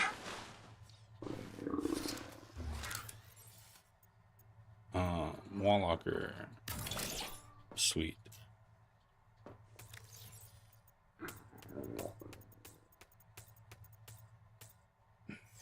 There we go.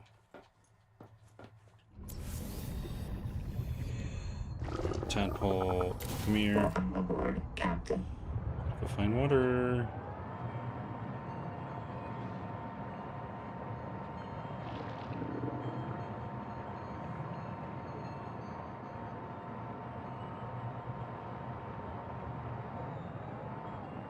Seek medical attention. Yeah, about to die. Oh, maybe not. We got water right here.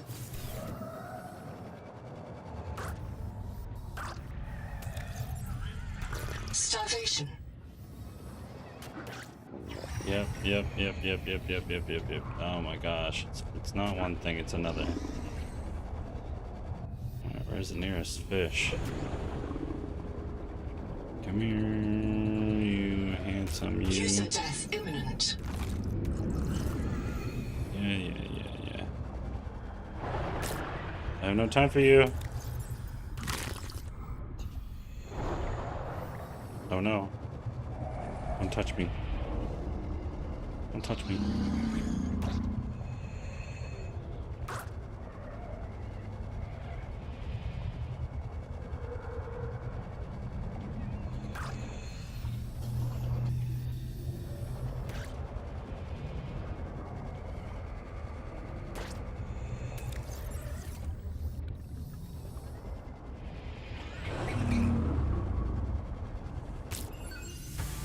Got a new one.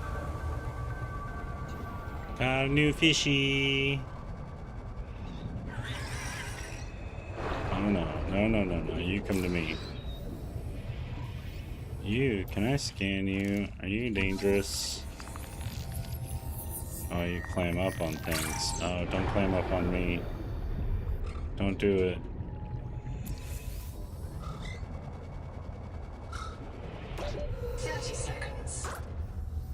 Oh, that's probably bad.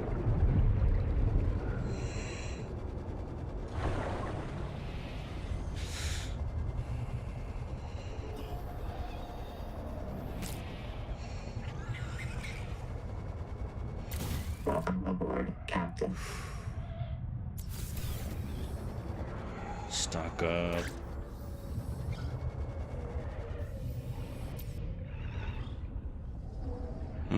No. Gotcha, bitch.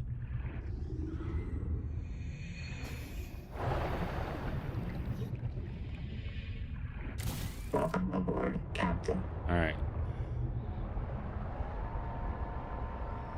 Now we have to go back to the flowery spot, wherever that was, right?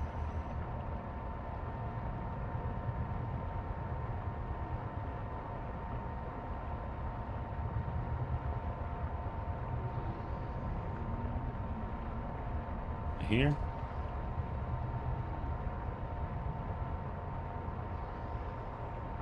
No.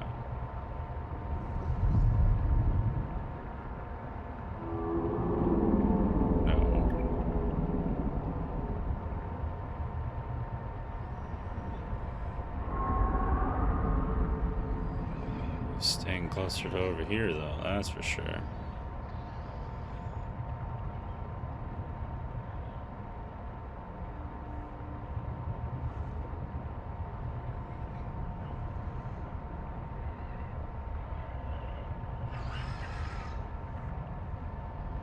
Can't see, it's nighttime. Scary.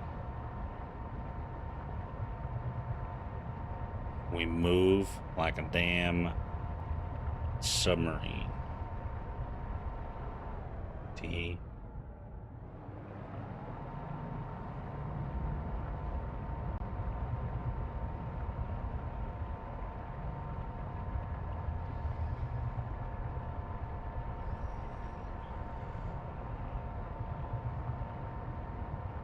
Oh, you found it.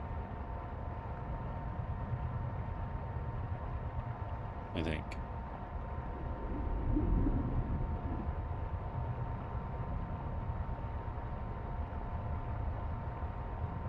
Yes.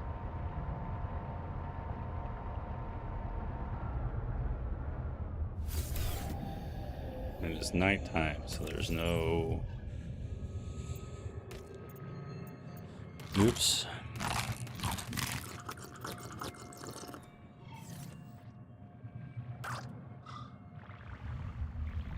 Well, we had sushi. Welcome aboard, Captain.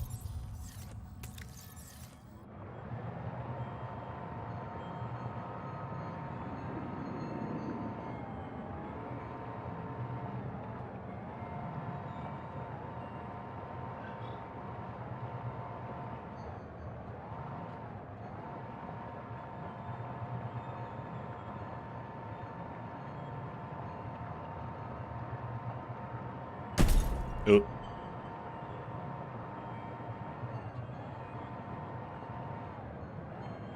Warning. Maximum depth reached. Hull damage imminent.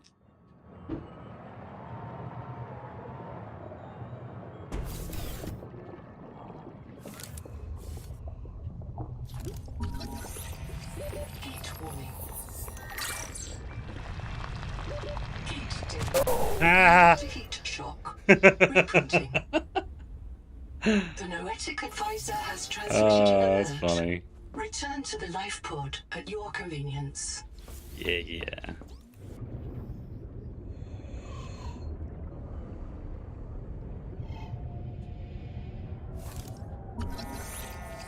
Modification station. That's what we needed. That's what I was looking for, baby. Oh, portable oxygen generator. That's pretty dope.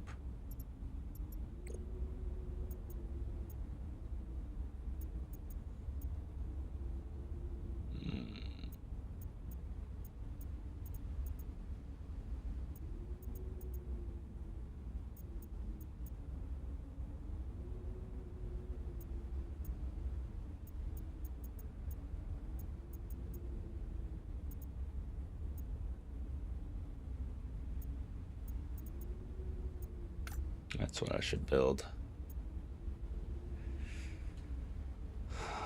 Oh, bollocks.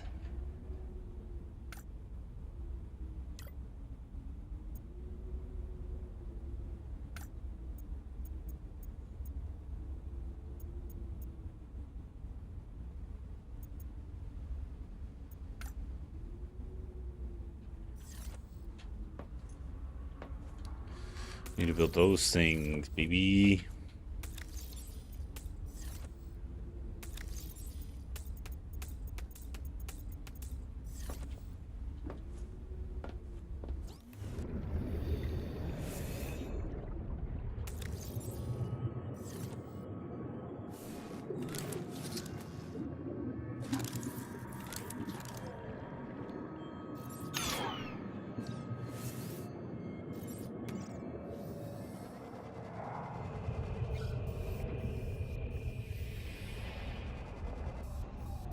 No, it's this direction. Damn it.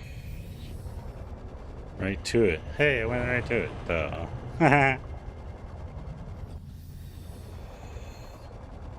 Well, that's smart, I guess.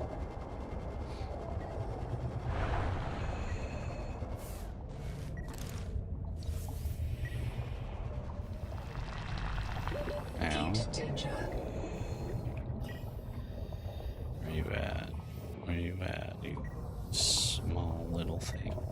There you are.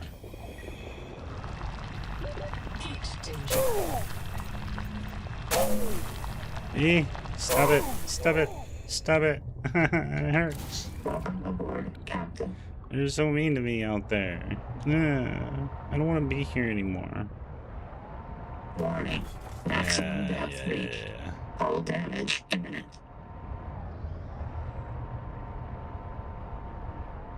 Ooh, you're cool. Oh, you're bad.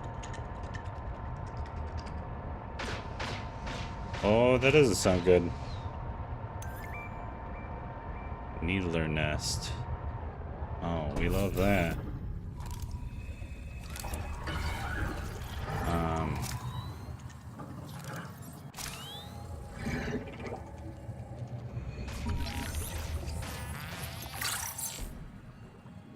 Okay.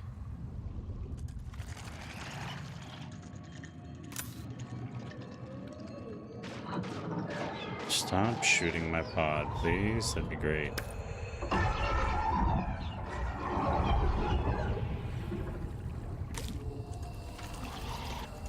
Field Notes Sudal Singh, observing the Axum tailings in the Karakoram ruins. My reprint site is base camp near the observatory. This time they killed me right away. They really don't like us coming into the ruins. They're obviously capable of communication and social behavior. Why are they so damn hostile? According to Nahima's research, we are the only life on this world not infected by the Protea virus. Maybe the virus provokes violence against the uninfected? I don't know. It feels too convenient. The natives hate us because they're sick. More likely, they have good reason to distrust humans. And they know we come back when they kill us. So maybe they are communicating. Maybe they're trying to teach us. You cross this line, you die.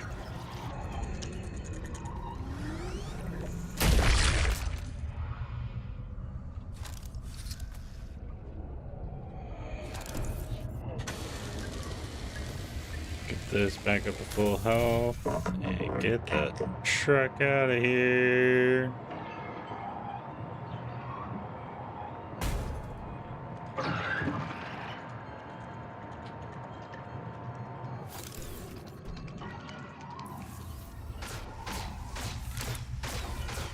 Yep.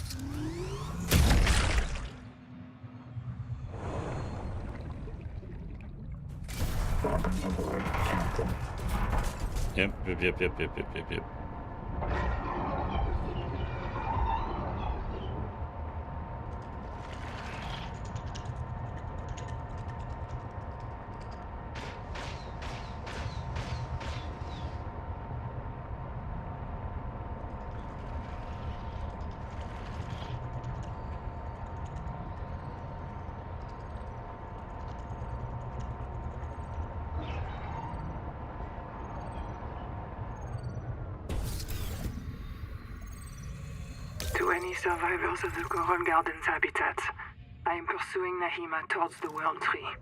She has been compromised by Macefield syndrome and wants to eradicate humanity on Proteus. I'm going to stop her. And, if possible, destroy the tree. Do not believe anything she tells you. She is determined to kill us all. I'm leaving supplies for anyone who comes after me. If you lose my trail, assume that I failed. Find Nahima. Kill the tree. Good luck. Boucher out.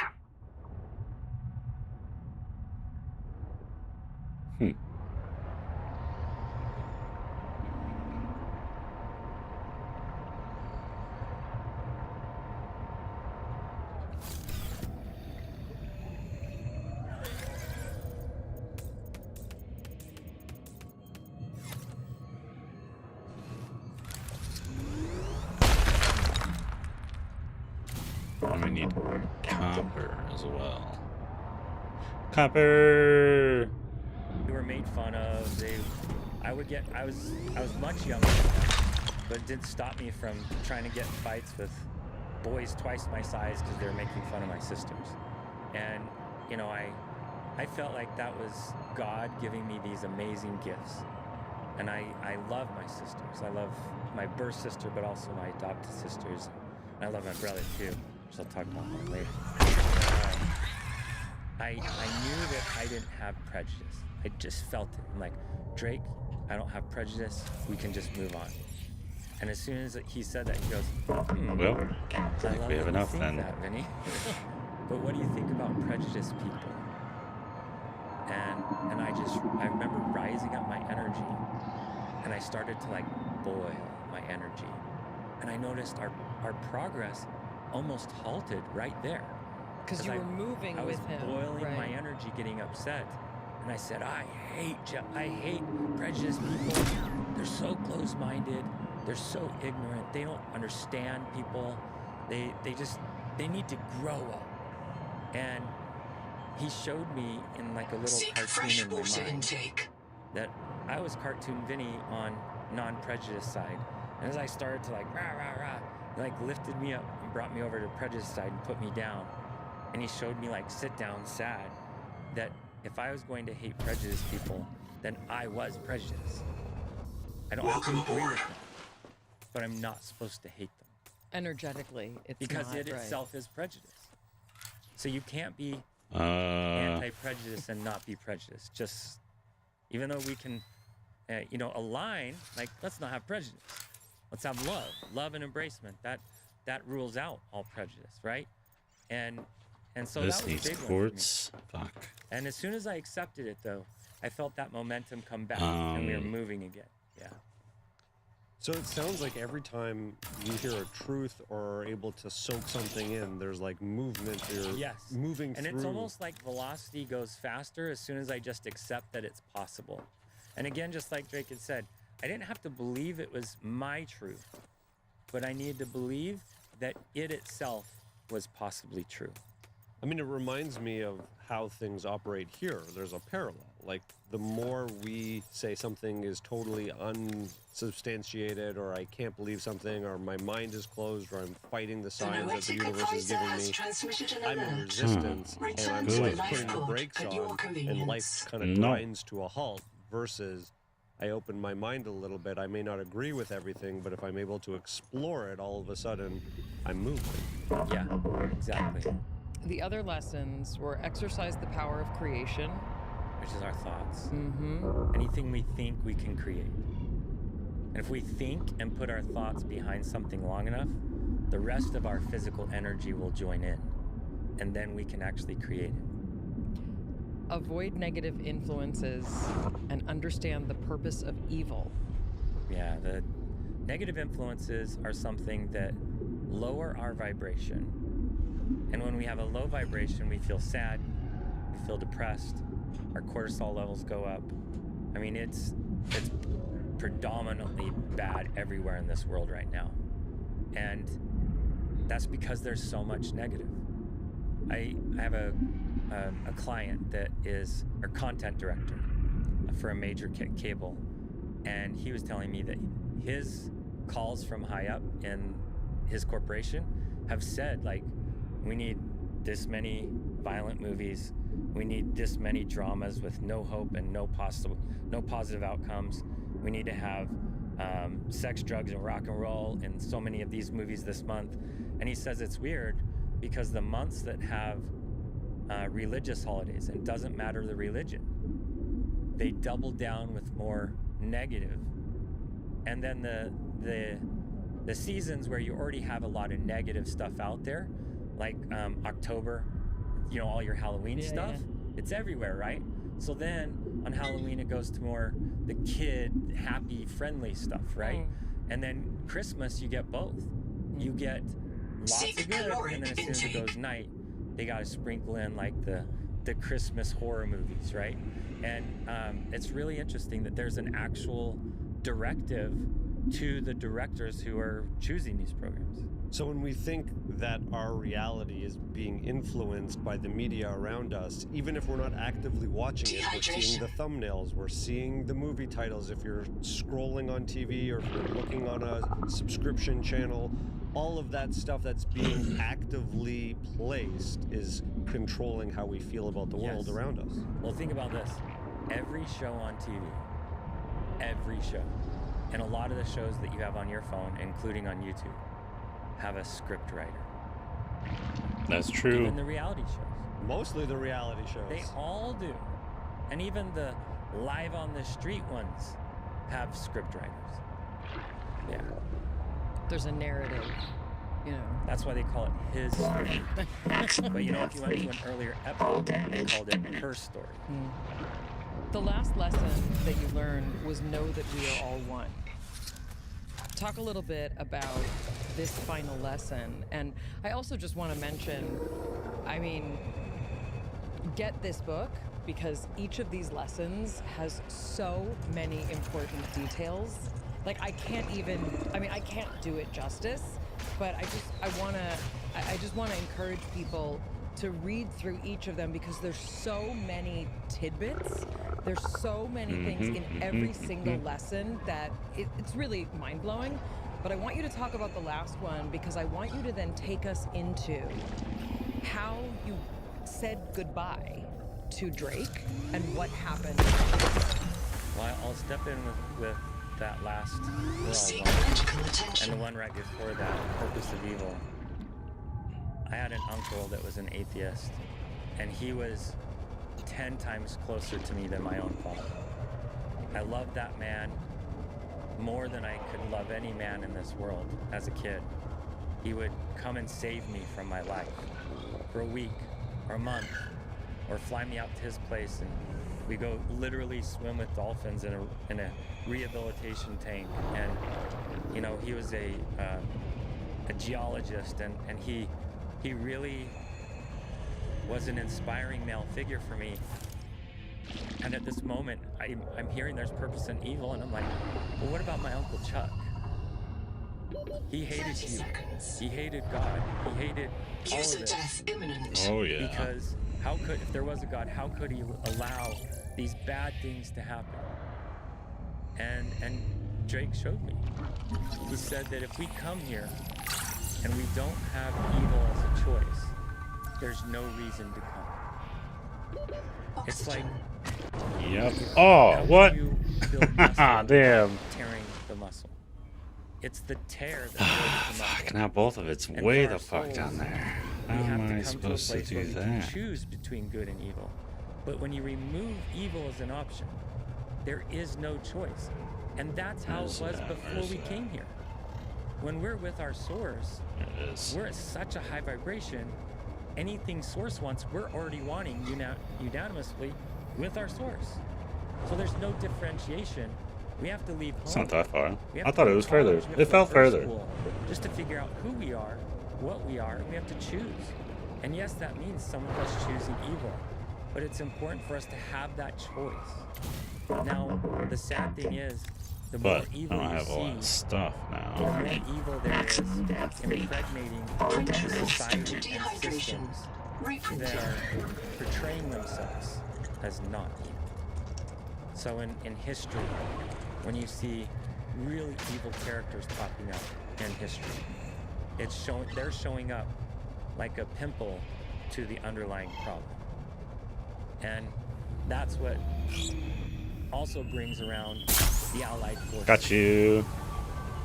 The alignment, the unification, because there is this supreme villain everyone wants to get rid of. And so there's this unification that comes.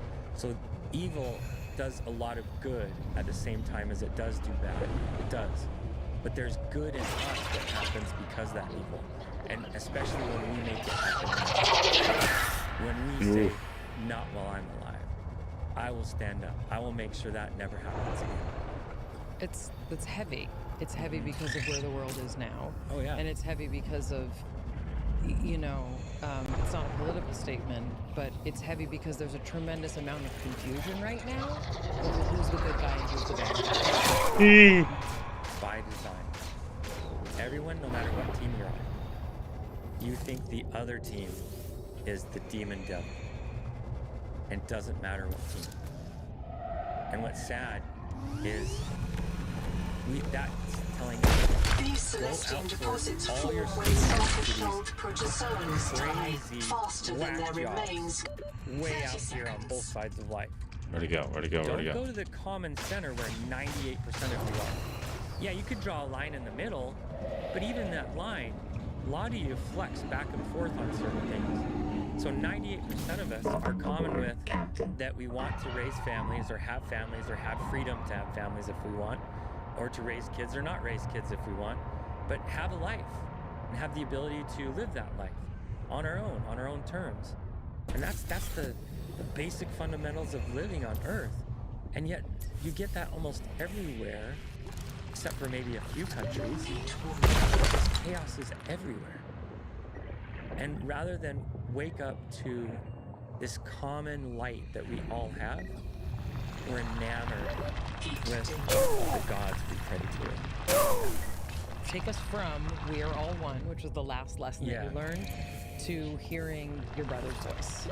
You know, Drake said that all fingers on one hand, all of us.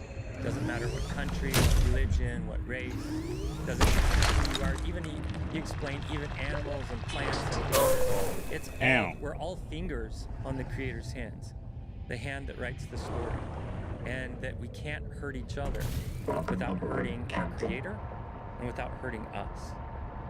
And he taught me something as the principle of the pointed finger. Whenever we point our finger at somebody, we're pointing 3 fingers back at ourselves, but also pointing equal blame to our source. So there's no way to point negative outwardly. But if we point positive outwardly, like, wow, you did a great job, that's bringing in positive energy, sending up positive energy. Yeah. So that pointed finger is very powerful in the positive, but also very powerful in the negative. Tears down. Sure. So that was another tool that I learned as we were finishing this journey. And as we were finishing the journey, we're approaching this expansive place, just gigantic, like bigger than I thought was even possible in this universe. It felt like this space. I can't even call it a planet because it's so large. It feels like you could put multiple suns across it, like multiple our suns. It feels like you could put probably thousands or millions of our Earths inside of it, easy, just across it, across one circumference. I knew it was just vastly larger than anything I could comprehend, anything that I think we even have comprehension of in this universe. And I noticed that I could see this beautiful landscape off in the distance. And as we got closer and closer, you know, I was really focusing in on this grass, and I didn't understand yet why. But we got closer and closer and closer, and I felt as my toes came down, like, intertwined with the grass, and stood in the grass. And as soon as I did, welcome aboard. It went back to that same feeling I felt when I had that life review, and I felt this overwhelming love pour over me. I felt again just this rush of unconditional love coming into me from my feet. And the only thing I can think of is like, but why? I don't deserve this. I know I don't deserve this. And they just kept speaking to me. The grass would speak. Every blade had a voice, and just, or a thought at least, and you can hear the thought. And so I could hear them say, because you're you, because you're Vinny. And I kept hearing it again and again. And that's when I noticed that the grass itself had the most sweet flavor. Grass? I was tasting it through my energetic toes. Oh. And it had this aroma that felt like very florally, but also very earthy. And it had just all these smells that were beautiful with it. And I noticed that every single blade had like a tone, like a musical tone, and that all of them together were like a concert, like an orchestra. Huh. And so I'm just absorbing all of this, and it's almost too much, really. Like, I'm trying to take it all in. I'm bawling, but there, when you bawl, you just like glow brighter. You know, here when we cry, we get tears, waterworks, that kind of thing. There, when you have the crying energy, you just like glow brighter. So I was glowing like so bright. I'd be so bright. And I had this feeling like, I'm so glad I'm home. So glad I'm home.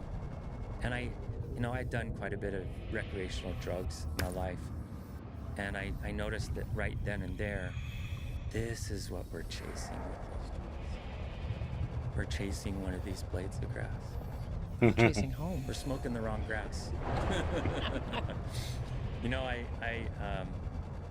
I was just enthralled by this grass, and Drake came over to me and goes, "I like the grass, you should see the flowers." And I just freaked out. Like, there's flowers, what? And I'm not a flower guy. I was an amateur bodybuilder, working in movies and stuff here and there, TV shows here and there. I was not Aggressive flower flowers. guy. Yeah. But yeah, I was like, there's flowers. Yes, I want to see the flowers. And he took my consciousness and like put it on a flower. Like somehow made me small and put it on a flower. I was like running around. I could see everywhere my foot touched the flower petal, it would glow brighter. And it was like liquid lavender light with some beautiful reds and pinks inside of it. And it was just luminescent. And again, a smell, a taste, a vibration. You see like these rainbows coming off of everything. So there's just so many more senses that we don't have here. And it's, you know, a lot like our eyes here, how we can only see 15% of light. It's like there's a reason we can only see 15% of light. Sketchy. When we leave these flesh vessels, these flesh temples, we can see all light. And that's why I was seeing that glow on that medic's chest, is that's part of his light. And I was just so excited. You know, Drake showed me the trees. I was freaking out about the trees. I felt like they were wise, ancient, billion-year-old souls. And they were just living very slow and methodically about their existence. And then I felt this tap on my toe. I looked down and I saw this little creek, this little stream had come out and it had like tapped my toe. And I heard in my mind, do you want us on you? And I was like, yes, I want, yes. Whatever Battery this is, charger. I want it. So the water started coming up and over me. The water was speaking to you. Yes, it definitely was. Yeah, and I was speaking to it too. So we were conversing, and it was going up and over my body. And you know, as a kid, I had severe abuse, and a lot of that showed up in my adulthood. I would get in fist fights. I would headbutt people all the time. I'd put a guy in the hospital one time because he kicked me in the groin, and you know, they're just silly things. But I would take out my That's trauma. done. I would channel it on any male who disrespected me, especially one that looked like my dad, you know?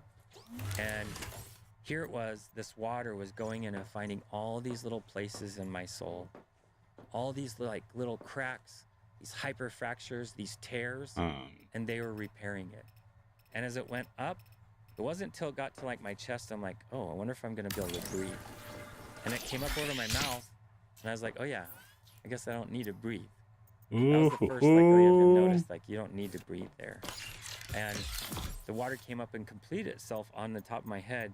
And when it did, there was like a boom of energy, like that came off the top of my head. And then the water came back down, slowly came down off of me. And I felt healed. I felt need completed. exterior. And I need know this. that was either Drake telling them to do it or Source telling them to do it, but they were doing it because it was part of my journey to prepare me need one of to go back. these. Because right after that, I was forced to go back. Drake came and put his arm around me. He said, Vinny, this next part, it's gonna be really hard, but it's gonna be worth it. And you know, I think I'm invincible as a kid, but I wanted to cry right there. I did it wrong. And he hugged me, and when he hugged me, you know, our two beings came together. And it's so neat because you don't have that flesh vessel there. Your two energetic bodies can come and become one for a second. And when it happens, there's like this pulsar of energy that comes off of just a hug, a simple hug.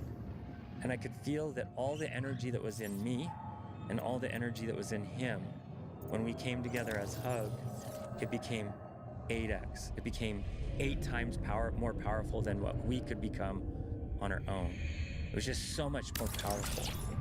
And I felt like that was kind of a send-off gift from Drake, because in that hug, I started to hear in my ear my brother on earth saying a special prayer over my comatose body and saying, I command you to be whole. I command you to come back to your body. Because it was evident. It was 3 days, 0 brain activity.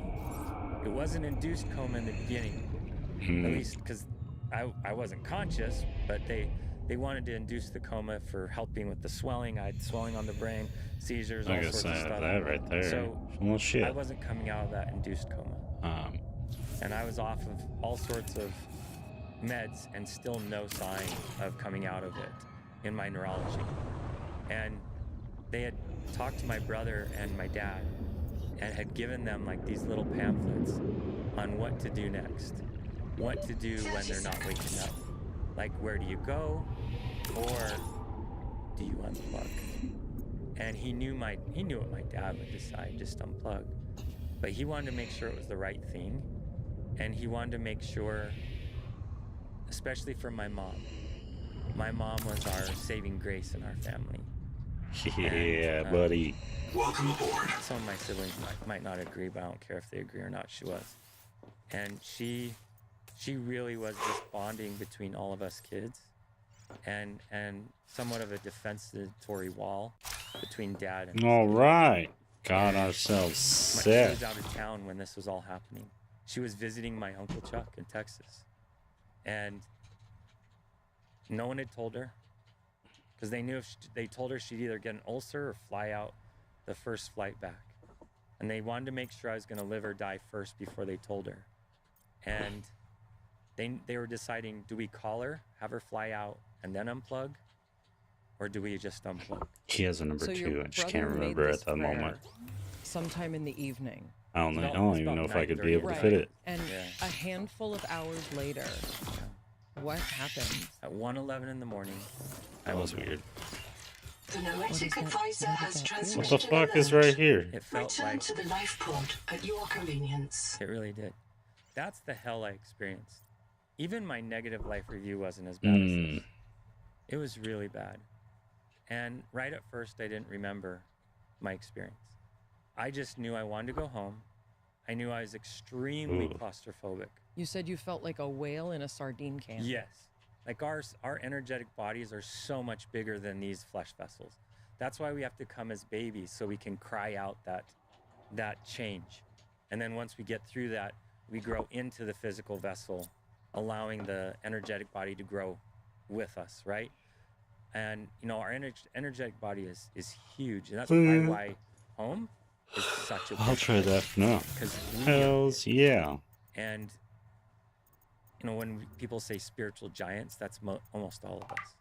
We are. So you have this awareness of being in this hospital bed. Yes, I woke up. I tried to go home. I woke up, pulled every tube out of me. I pulled my catheter out, pulled my breathers out, pulled every diode on my head off. So you had been dead for 3 days, Yeah. and you came back fighting like a lion. Yeah, and there was only 2 nurses on the floor, and I think they weren't covering too many beds, but they had like 2 comas at the time, and that was pretty rare. It's a brand new hospital, and my buddy wasn't one of them. They saved him right away. He spent 1 night in the hospital and went home the next day, because they were able to pump his stomach, and he didn't ever die. And so, I'm going through this experience of I just want to go home. So I number one, ripped everything off me, and then just stood there naked for a second. And I'm like, I want to go home. I want to go home. And I'm looking around like, oh, I'm naked. So I went rifling through the cupboards and found these gowns. And I grabbed like 2 of them, just wrapped around my midsection. And then I just started walking. I didn't know how. I would have looked like a crazy homeless man, but I was going to do it. I was like, I'll just walk home. I'm not going to stay here. And then I heard 2 screams. And I looked back and see the nurses, and I could just feel the sorrow, the scaredness, the fear coming off of them. And I knew I didn't want to do that to them. So Had you gotten outside the hospital? No, I got to the elevator. I got to the elevator and was pushing the button. It's a little bit like Frankenstein's monster, meaning like something that has consciousness all of a sudden and has a directive to move but doesn't really know how to do it. Yeah, so that morning they did a whole battery of tests. They got you back in the bed. They made me go back in the bed. They put on a real hospital gown. And even though I wouldn't let them tie it in the back, I was like, no. I just didn't like stuff touching me. I didn't even want sheets on my bed. I just didn't want to be touching stuff. I wanted to feel like I could have access to oxygen, even on my skin, and like true claustrophobia, the deepest level. And I met with all the doctors. Everyone's calling me, "You're the miracle boy. You're the miracle boy." And I'm like, "Nope, I'm the damned boy, because this is not miracle. I feel damned." I did. I felt like punished at this point. I felt like I must not have been good enough for something. I don't know couldn't how remember long yet that where was I'd frozen, been. my bad. I just wanted to go home again. I'm like, I gotta go I'll be right home. back. I'm gonna go Kept grab a telling everyone that. snack. And so I That's what I'm fought about him to and go fought do. him and fought him. And then finally at about 6 a.m., they allowed me to start filling out paperwork. I had to fill it out for over an hour. And at 7:30 a.m., I checked out from that hospital on my own volition. You know, my dad came to get me. And like took me home. I went running, went jogging. Stop it right now. Yeah. And I remember running and feeling this like little scab right there and peeling it off. I was like, what's that? Just like afflicted. But you know, I wanted to go back to life. That's what I wanted. And I was a builder at the time. So I had a construction site. I'm like, oh, they probably think I'm dead. And so I wanted to go back to that site, but I knew give myself a day and then I'll go back tomorrow. Sorry. So I did. Give myself a day after being dead for 3. Yeah. You went back to work the next day. I did, yeah. I'm not a doctor, but not having brain activity, being in a body bag with almost no pulse in your heart for the length of time, both in the bathroom and then in the body bag in the back of the ambulance, like, TV tells us that there's going to be brain damage. You're going to have muscle atrophy. You're not going to be able to function properly. How is it medically possible that you come back with all your faculties? It doesn't make sense. Every doctor that I've studied it with tells me the same thing. They tell me there's got to be a factor we don't know about. And I had one doctor that said, what was that supplement you were on? I want to do a study on it. So he did a study on it and said, and you know, I didn't follow up with him on the study, but I did find out what he reported on the study. It was something about that supplement kind of worked like a anesthetic or something that would put someone to sleep, but in strong amounts. But there was no heartbeat. They had me hooked up to the thing. This was the big sleep. There was no heartbeat. And for well over an hour, if not more than an hour. Either from your own medical knowledge or from the internet. Yes. How long after having no heartbeat does there begin to be brain damage? It's like 3 or 4 minutes, no? No, yeah, it's not it's very fast. Yeah. It's no, very fast. I mean, there's like severe brain damage happens like within 10 minutes. I mean, look, it's the understatement of the century, right? To say there's some other factor here, meaning you don't have a lot of choices in how to explain this man. There's not a lot of choices. I had a coworker just a few months later I was working with in Wyoming, and I told him my story, and he unbuttoned his shirt and showed me this Frankenstein scar straight down his chest and said, "You think that's something? I woke up during my autopsy." Okay. What? Yeah. What? And he's not the only one. I've read about more since then. Woke up during their autopsies. Sorry. What? Okay. It's we not need a to lot. get his There's number. not a lot. No, this Yeah. is a pretty rare thing. Valerie has some stats here that I think are helpful just to put in context. Yeah. Just the enormity of just physical details here. Yes. So this is from hypoxia, I think. Yeah. So at 3 minutes, neurons suffer extensive damage. Lasting brain damage becomes likely. At 5 minutes, obviously death is imminent. At 10 minutes, even if the brain remains alive, meaning has blood and circulation and all those things, a coma and lasting brain damage are inevitable. At 15 minutes, survival is nearly impossible. No, it's not. That means lack of ability to speak, lack of ability. It rained to walk, yesterday motor and skills, is like no so muggy. memory. Yes. I mean, there's so many parts, and this is why, like, I would like people to read the book, because there's so many parts of this that defy logic. They defy reason. You know, I didn't understand how it was possible until later. I was following some Wayne Dyer stuff. And I discovered Anita Morjani, her story. We've spoken to her. And how she woke up, you know, cured of cancer. Correct. And I feel like that's what that waking up, and that's what that water was doing. You had a 'Cause healing. The water was not just healing my energetic body. It was healing what was going to go back into my flesh vessel. Mm-hmm. And that would have to heal my physical body. So there could have been, at that time, before that healing, extreme damage in your physical body. Oh, I'm sure there was. Yeah. So you well, could all have... the instruments said there was zero brain activity. Well, they were rating it as like less than 5% activity. And were you on a, what's the machine that breathes for you? Yeah, I was on full he was breathing intubated, assistance. yeah. I was intubated. I had catheters in, double IVs to each arm. They were giving you some sort of solution to kind of keep your electrolyte balance, Yes, something, yeah. you know, stable. And then that wake up was like instantaneous. All of a sudden you were back? I was just back. Yeah.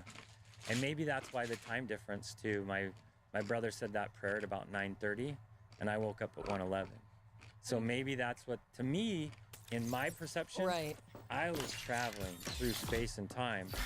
And, you know, time is kind of like this barrel right there, or this glass, right? If you imagine this glass is like a bunch of spiraled noodle, and you look at that stack of spiral noodle, time is the spiral.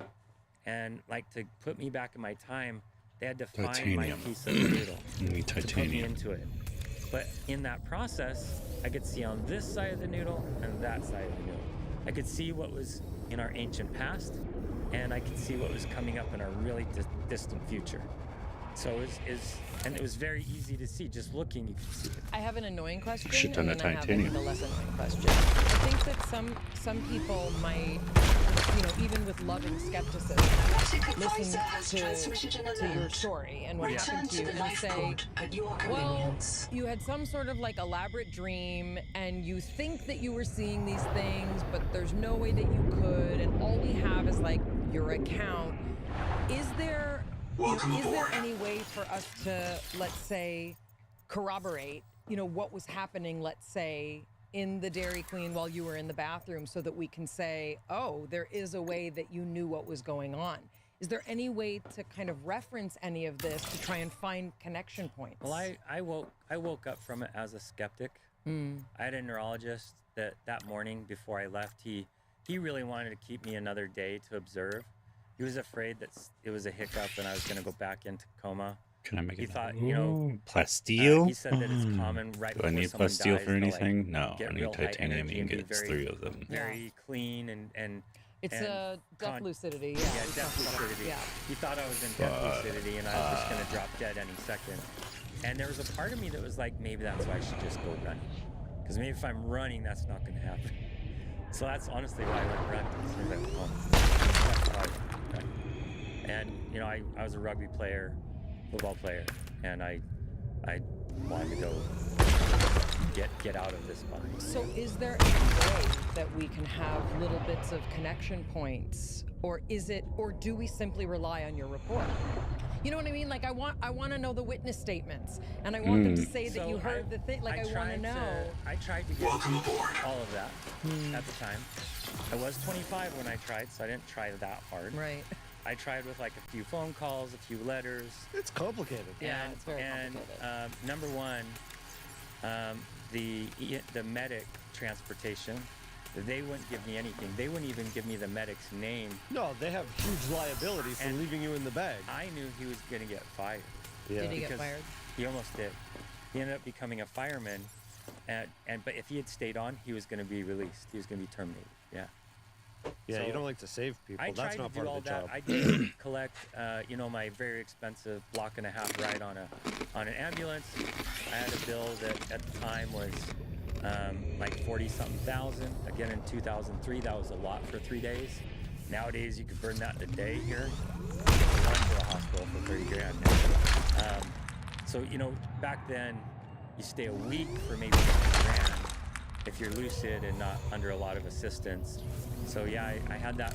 I think it was like 40,000 for that bill. All of that's record.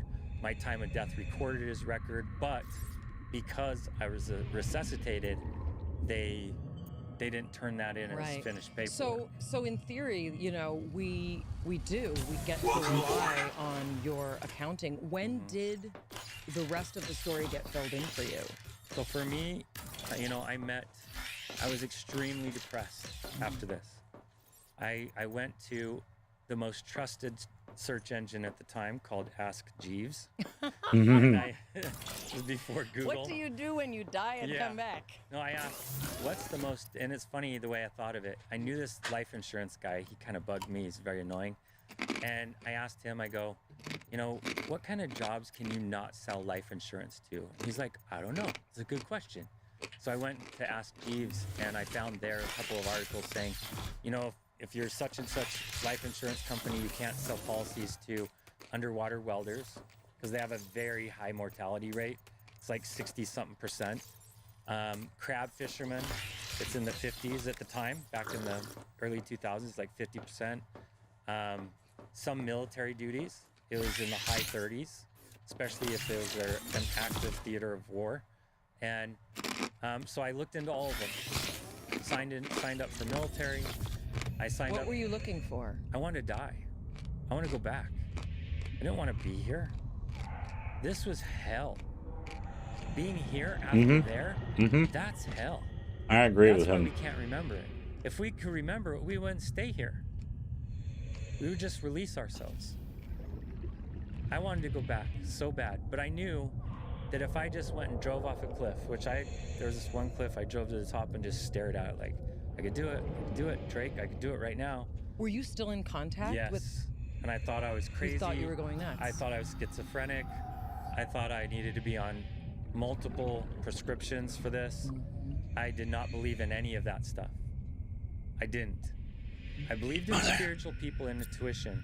I didn't believe in psychics back then. I didn't believe in people being able to speak to the dead. So you and Drake are still in conversation? Complete. And not only that, I'm seeing dead people everywhere. Okay. And I'm seeing them as if they're alive. Seeing them walk around, sitting around, talking to each other. Even to this point where I felt like I almost needed to stop driving for a while because I would swerve for someone who's not there. And there was a big part of my brain that I'm having a hard time accepting.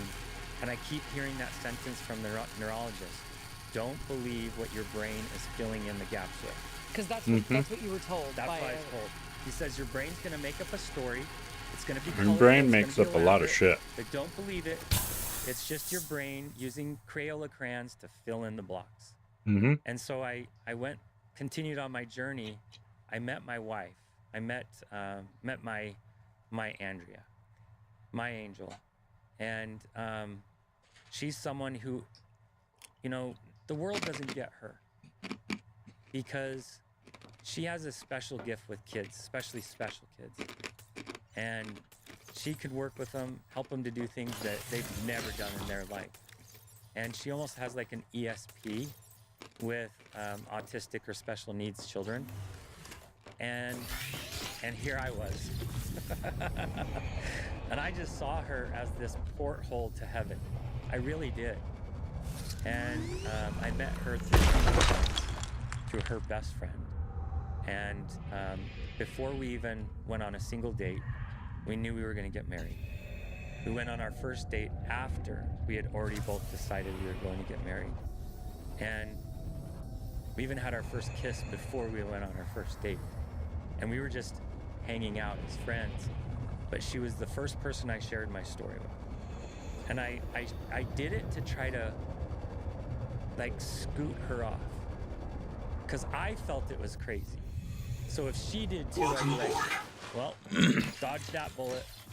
And so I told her the whole thing. It took like a week, by the way. I went into every detail, every element. She asked questions. I told everything that I could remember. And we get done to this period and we decide, yeah, we're gonna get married. And I find a new hope in my life. And with her, she helped me reprioritize my life. Because you kind of had a bad boy image also. Oh, not just image. I was a bad boy. Like any girl that liked bad boys, those were all my girlfriends and ex-girlfriends. That was just me. I had this scar above my head from a headbutt that was so bad that it dropped my whole skin head down and it gave me a second eyebrow. And like a lot of girls love that. They're like this bad boy fighter guy. And good thing you didn't meet her back then. oh, I watched Blossom. Hold on. I still want to go back to the time period where you've come back.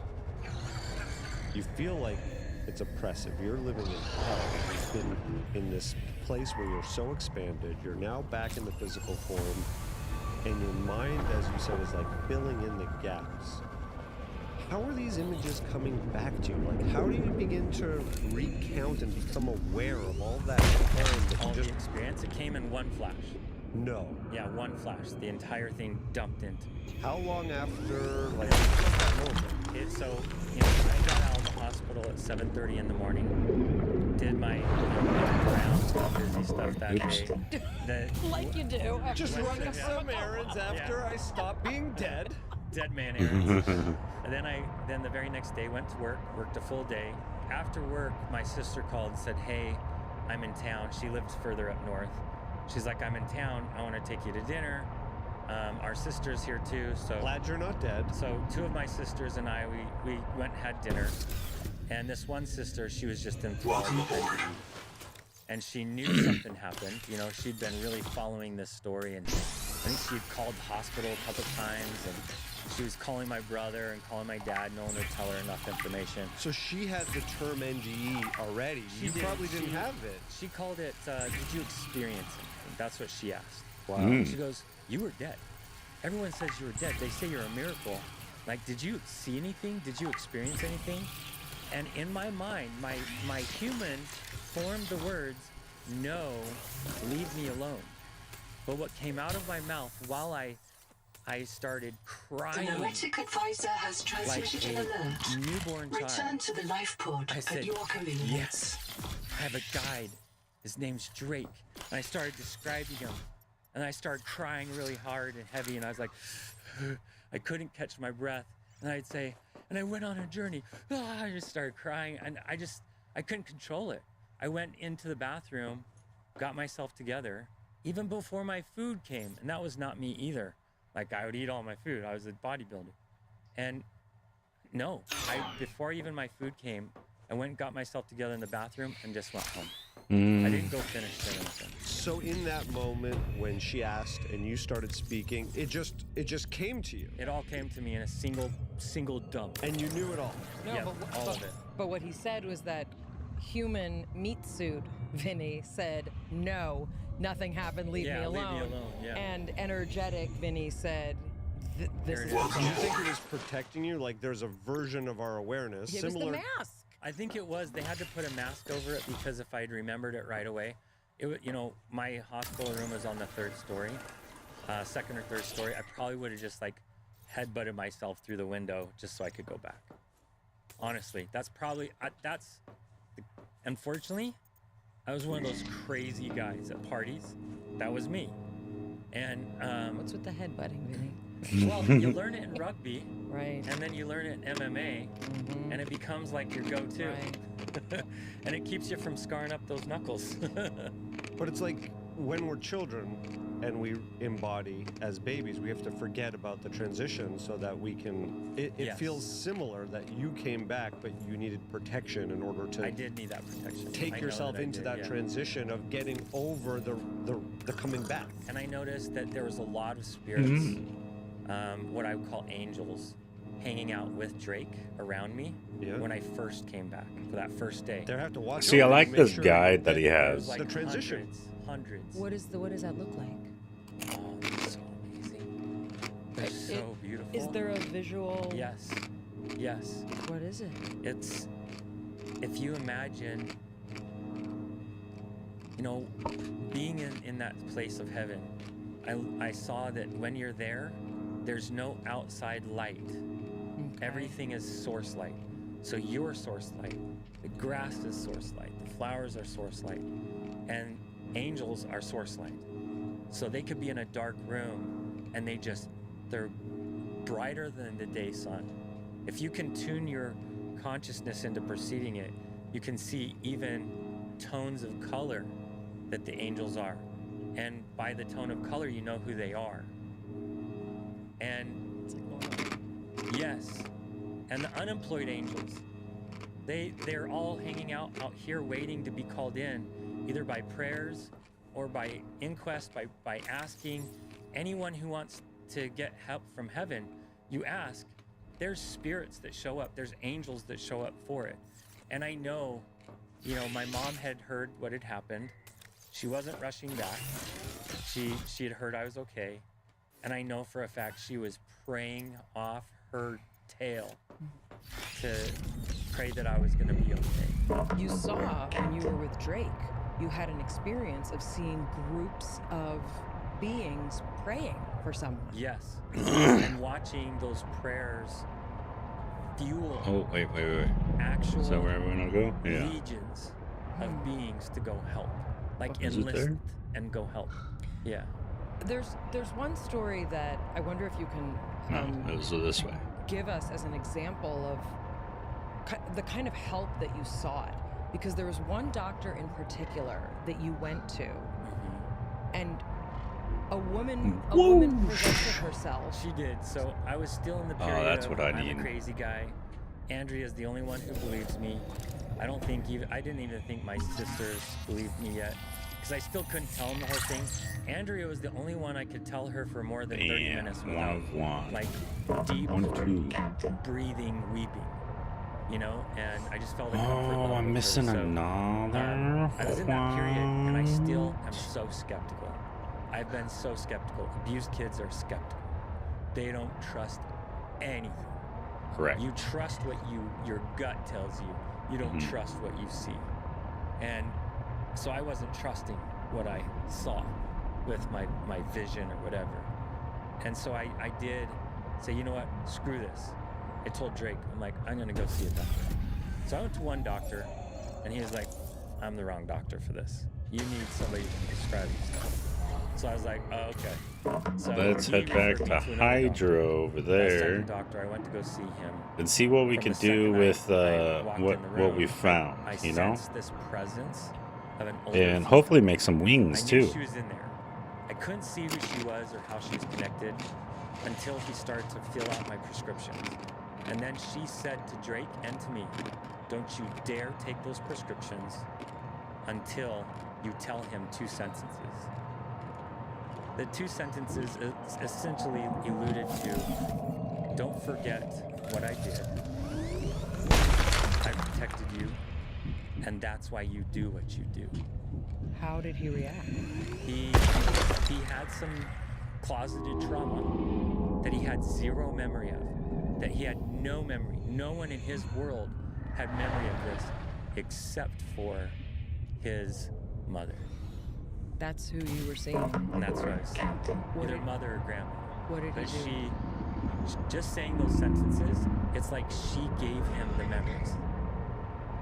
And when this happened to him, really good, like Christian guy, pictures of Jesus on his wall, in his office even. And he took those prescriptions, just like ripped them to shreds, and said, get the F out of my office. And I knew this guy from his reputation. That was probably the first time in his life. Wow. And because he had such a good, clean reputation. So that freaked me out. I was like, good job, Drake. Thanks for letting me piss this guy off. Meet me at the house. Go live in a new house. Hi. I really thought that. I was driving away. My phone rang, and it was him. He called me. And he said, go faster. Let's go faster. My version of medicine doesn't have answers for you. He's like, I don't want you to seek your answers from us. Oh shit. My opinion is you need a preacher and not a doctor. It's a spiritual solution. So I did. I Where's it at? Where's it at? Where's it at? Where's it at? Did he destroy it? He didn't destroy it, did he? I'm about to get eaten.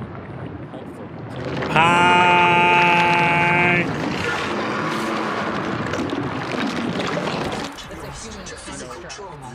I'd say so.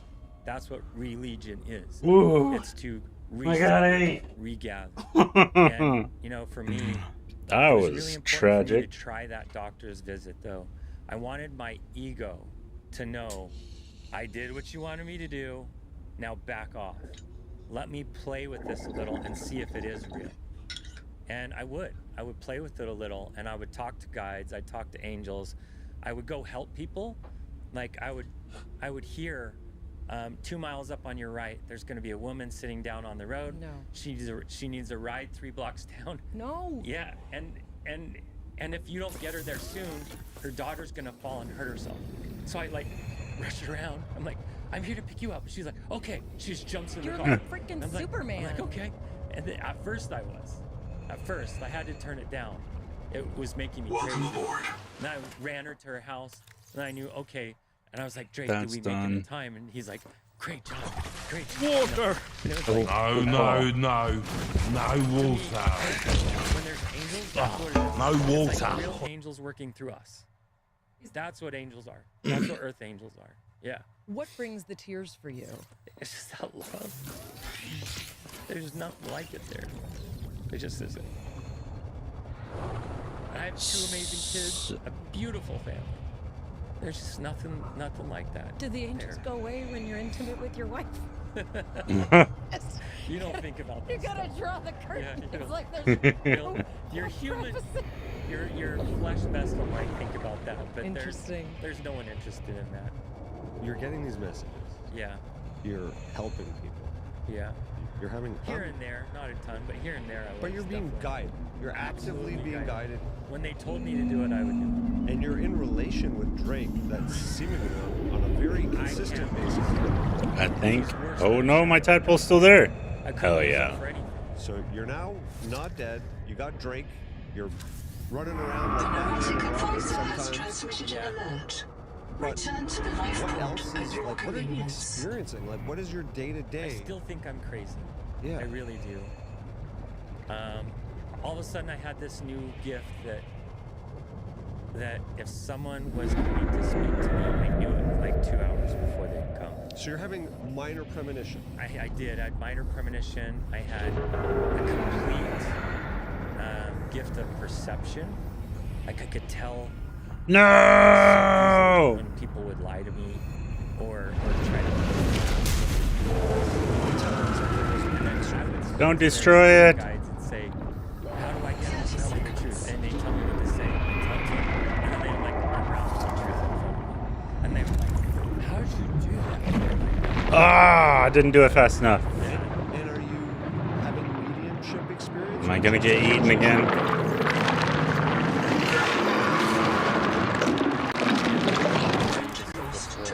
A lot of the medium Damn shit it. and all that. I didn't know what a medium was. Alright, so I can knew you what a get psychic past was, him and I with, thought they were evil.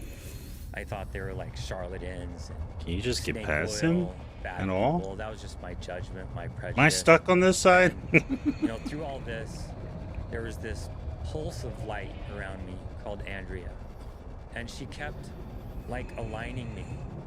I would go into these tangents of like, I just want to be back there. And then she'd say, let's get So I'm together, definitely and not I'd gonna start make happy it if again. And I'd stop thinking about those if I need things. to So swim we the started whole way. spending every day together. And got to a point where she said, hey, next weekend we're going to your I mean, I family guess I reunion." could stay at the And I'm like, top. No, we're not. We're gonna go watch a game. We're gonna go do this. go on a date." Surface. She's like, no, sir. We are driving 5 hours. Up I'm to sure the he little still, town you in know, Wyoming monitors where this that is going too. on. We're gonna go to your family reunion. And I was like, okay. So we go to this little reunion. It's the end of the day. They're doing a little presentation at the high school on the history of this little town in Wyoming called Star Valley, or Apple. How long has it been since you woke up? 7 months. 7 months. Yeah. Okay. Yeah. We'll find out. Actually, 6 Stay months to there, the top. 7 months when I got married. Okay. So just short of 7 months, yeah. Family reunion. I had a family reunion. Doesn't sound good. I'm sitting down. Doesn't sound good. Bored. I'm like, let's just go back to the hotel, watch TV, or do something. I was still very much Doesn't like sound good. 5-year-old human, and I'm going as like, quickly no, as I This can. is really cool stuff. Let's learn about your heritage. This is your heritage, not mine. Let's learn about it. And so we were sitting there, and I was trying to play along, trying to play nice. And all of a sudden, Andrea says to me, "That's your guide." And I'm looking down. I'm like looking at this. There we go. I cooler think that we have made some it. Drinks in. Yeah, we and made I'm like, it. That's not my. And then I stopped. I was frozen because I turned and looked, and there was Drake, like larger than life. They had this huge movie screen in the middle of this football field, and they filled the whole screen with his face. And I just started weeping. I couldn't speak. I was almost like paralyzed. And Andrea, just being the diligent little soul, she like grabs our stuff, kind of lifts me up, and she's so small compared to me. She's like a third the size of me. And she's like kind of helping me up, and she's like guiding me back to the car. She knows it's time to leave right then. And between the tears, the just snot bubbles like running out of my face, she heard me say, "Let's go to Grandma's house." Because I saw the last name of Drake was Kazare, and that's my grandmother's name. Okay, so hold on one second. You're watching this documentary movie. Yeah. Right? It's a documentary that's put on about the history. It's like a play. Right. Ooh, we got a But it's disclosure video. form coming up. Films, right. So they're Might you're stick watching around this, for and that. it's part of just the whole thing, like the history of this area and the history of this region. And a face comes up, and Andrea saw it. And Andrea saw it. She felt something about this, and when She you knew it. when you saw it, you said, "That is the image, the person that's been with me, my Yep. guide." But it didn't say that his name was Drake. No, it said Charles. It said Charles, and then the last name was Kazare. So Kazier. so it said Charles Kazier, and that's not Drake. But you had this feeling that you should go ask your grandmother, Yes. who has that last name. She had so that this last was name, one yeah. of her. We don't know. Yeah, don't know. Don't even know if they're related. Correct. But it's the same little town with like less than maybe 1,000 or 2,000 people in it. Yeah, there's got to be a relation. So you go to your grandmother. We go straight to Grandma's house, and I think I need to ask about this Charles Kazare. And so I went and said, "Grandma, Grandma, Grandma, do you know who Charles Kazare? Can you tell me anything about Charles Kazare?" And her response was, "Oh, you mean Great Grandpa Drake? That's it. He's really famous in our family." Drake. And she brought it up. She brought up the name Drake. That was the very next time I had ever heard that name before him. Welcome aboard. Who was he? And come to find out, he was one of the first settlers in, early settlers in Afton, Wyoming. He was like a land surveyor. He was a city member. He was a county government member, a state government member. He was also a clergy leader. So he was like a high leader within the clergy. And who was he in your family? And he was my great, great, great grandfather on my grandmother's side. Yeah. So was my grandmother's great, great grandfather. Yeah. And the stories were so prevalently being shared with each other, with her as a girl, that she felt like she knew him. And she even said, they say I wasn't alive when he was, but I swear I remember meeting him. And I'm like, "Yeah, you did, Grandma. It was right before you got in that little baby body of yours." And it was just so neat. And as, Kismet would set it up for us. Another black box. It's Ruby again. Partial voice data retrieved.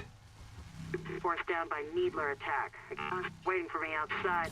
See you soon. It sounds like she didn't expect to make it. That's not a productive mindset. Then again, perhaps it's a sign of trust in her biobed and in her Noah. Signal location uploaded to PDA.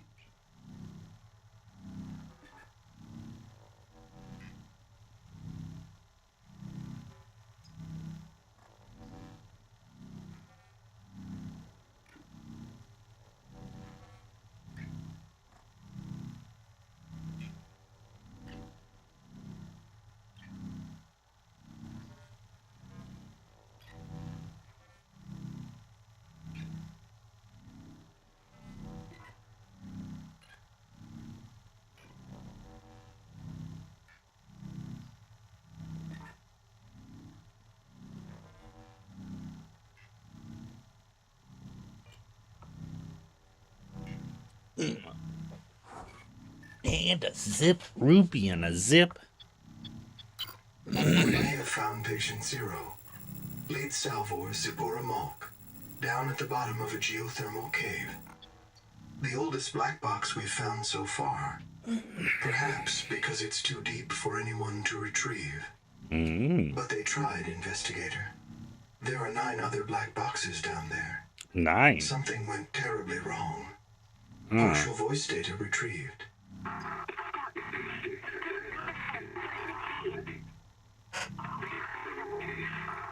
One more thing. Zip's black box signal indicates she never reprinted. Code Z66. Her download was rejected by the biobed due to viral contamination. Ooh. She was reset to an earlier state. Creepy. Whatever that Signal means. location uploaded to PDA.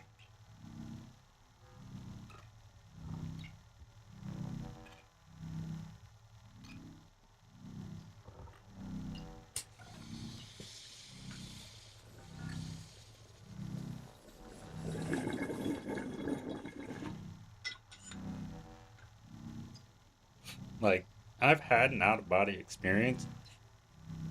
Yeah, I got 8. I got 8 real hard. I've had an out-of-body experience, and the feeling that I felt in that moment of my out-of-body experience was absolutely phenomenal. Unmatched Seek fresh water. in this world. And it was just mind-blowing on hard to actually describe, honestly. So I was going to bed practicing because I read Robert Monroe's Out-of-Body Experience. Fantastic book. Highly recommended. Free advertising. I'll say it over and over. Robert Monroe, Out-of-Body Experience. Or Journeys Out of the Body. Journeys Out of the Body. And it was fucking phenomenal. Whereas, like, he describes it as your do I need water? So I need to go this way.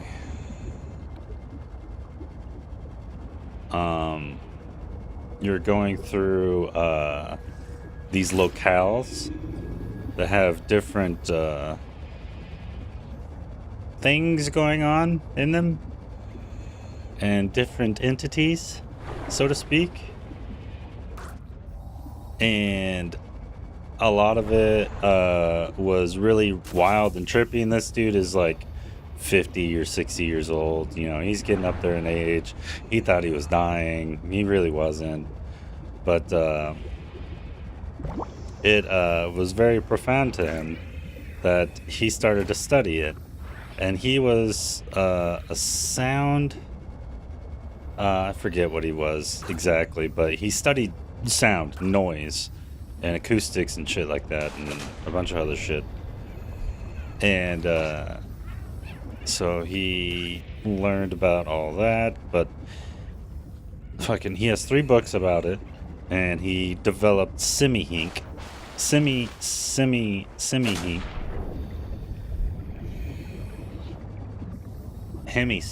Hemisync. There we go. Fuck. My dyslexia bullshit? I don't know. Who knows? I'm not dyslexic. At least I'm not diagnosed. I'm just dumb.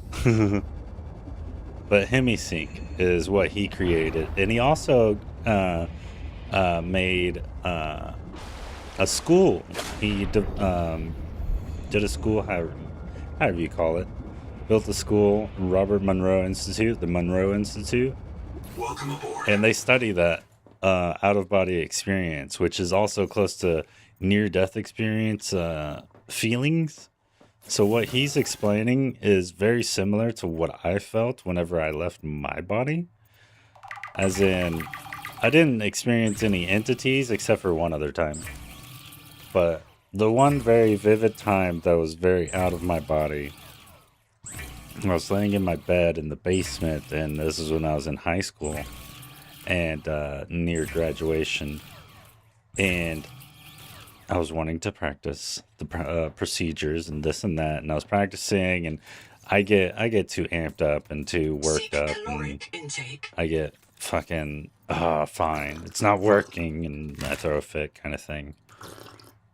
So usually I'll give up a lot sooner, and it was one of those nights where it was going on for about an hour and a half. I had like a little wristwatch on. I would check the time every like what felt like an hour to me. And, you know, sometimes it would be like 45 minutes or 30 minutes pass. But, you know, as those increments went on, it was like, okay, now it's been like 4 hours you've been trying.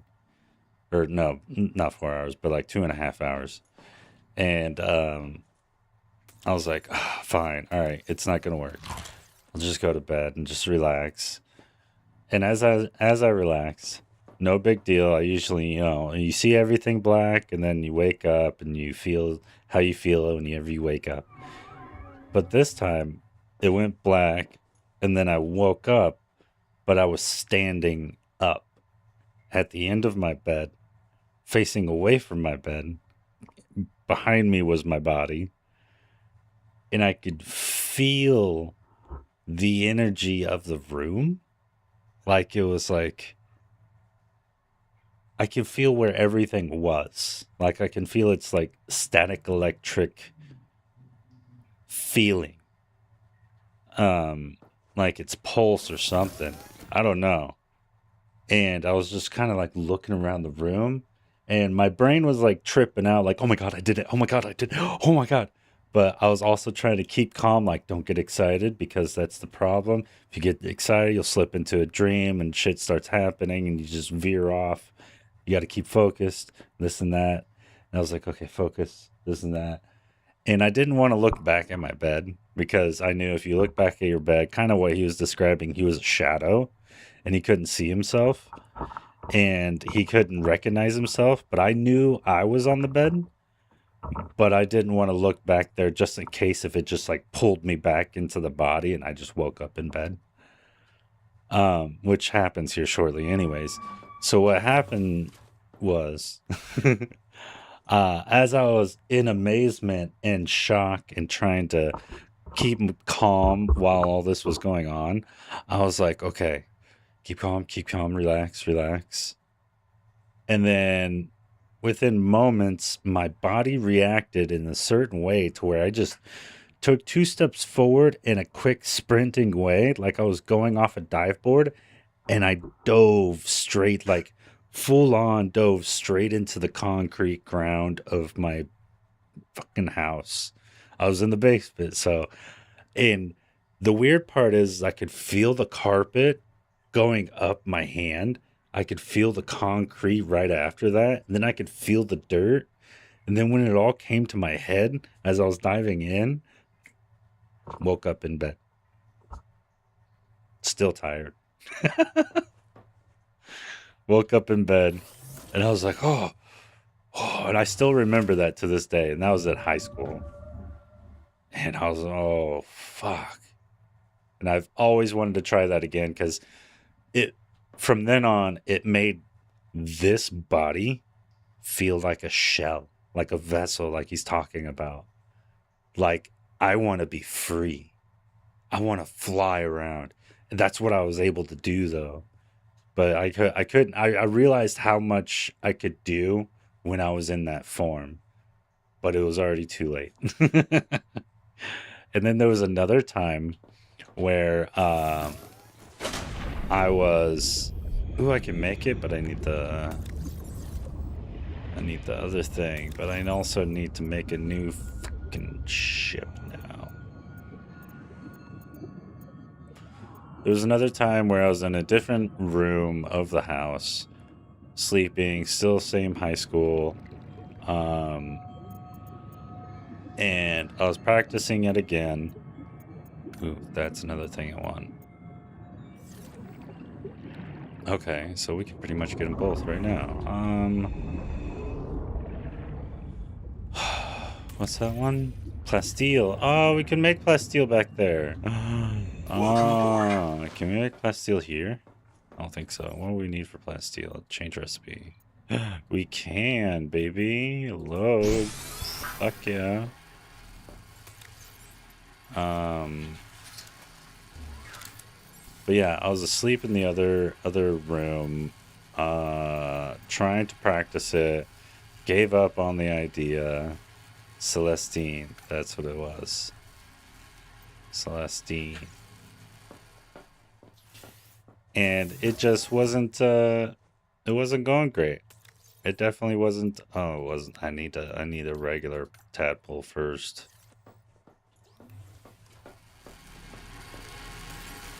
And then after that's done, I need titanium. Do I have enough titanium here?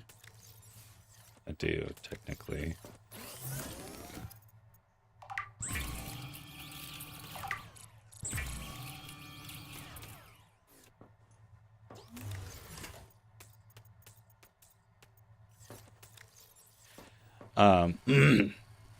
I was sleeping in the other room, and as I was laying there, trying to practice, and then I slowly start to drift off to sleep because I was trying to wane that in between sleep where you're fading in and out, but you're just still conscious. And so I was practicing that. And my body felt numb and this and that. And I fell asleep for a moment and I woke back up. But I woke up again standing outside of my bed. I was on a twin size bed this time. And I was outside of it, standing, looking away from my body. And again, I knew not to look at the bed because I knew don't look there because you'll get dragged right back into your body. And you'll wake up in bed and then it'll just be all over again.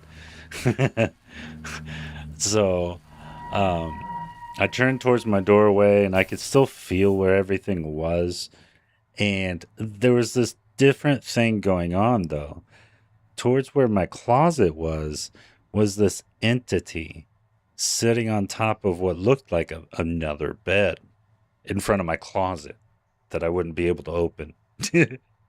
But she was sitting cross-legged, and I want to say she because long hair.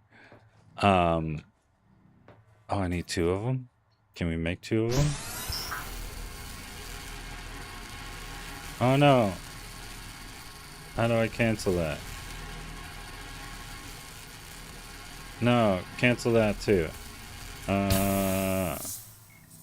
Change recipe. This.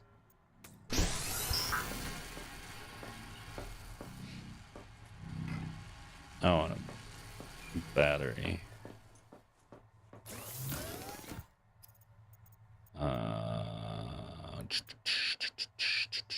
Oh, damn it. Of course. And while I was focusing at my door, this lady was sitting there reading something to me. In her lap was this massive book. She was saying words, but I wasn't understanding. I was trying to ignore her, just in case if she was like some dream thing that's trying to suck me in. And so I didn't pay attention. I ignored her. Went towards my door, which my door was open, oddly enough, because I sleep with the door closed. And I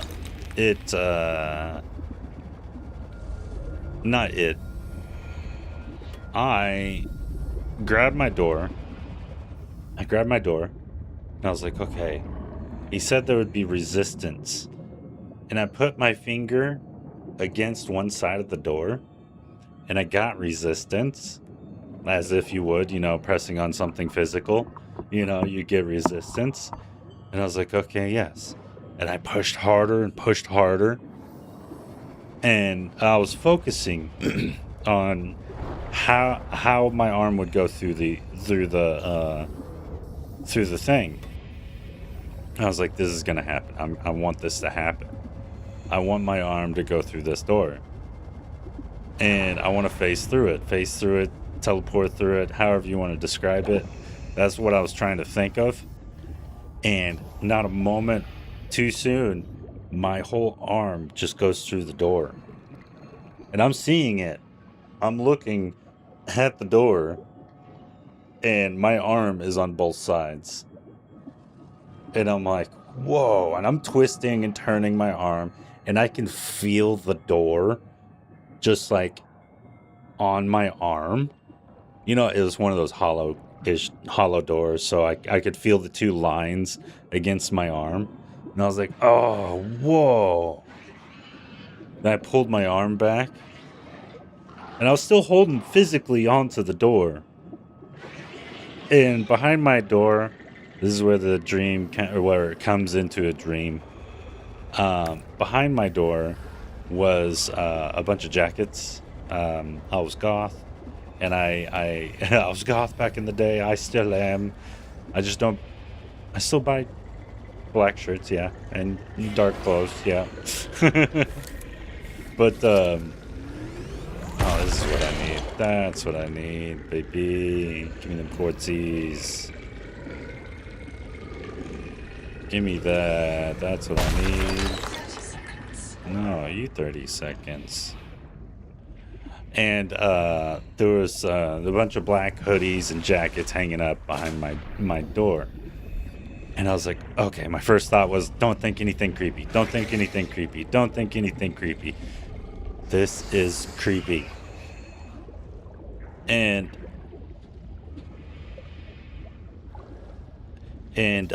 my like cousin back in the day shows up in the doorway. He's just there in a black silhouette. He's like 5 years old or whatever. And he's just black silhouette and just all creepy looking, staring up at me. And my mind just freaks out. I was like, fucking terrifying. Fucking kids are always terrifying. And then, and that was the other odd thing. The hallway was lit up, fully lit. But he was a full silhouette, dark, everything. Like you could barely see detail on him. Creepy. And I think my mind just matched to the fucking jackets with kids being creepy in horror movies. And just fucking... And then I woke up in bed, door closed, lights off, everything normal. What the fuck?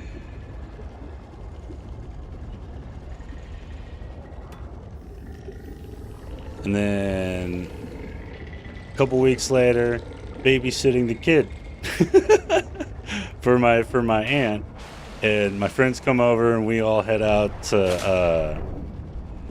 later whenever they come back from the bar. But we all come over, hang out and chill, play video games and whatnot. And he was scared by them for a moment until they were all laughing and giggling and telling stories and stuff. And he was like, "Oh, they're fine." Oh, and they had the creepy mask because it was near Halloween. I think it was her birthday and she was going out. I just flipped on cartoons. I was like, "Hey, watch this. We're going to be over here. If you move, you don't get any gummies."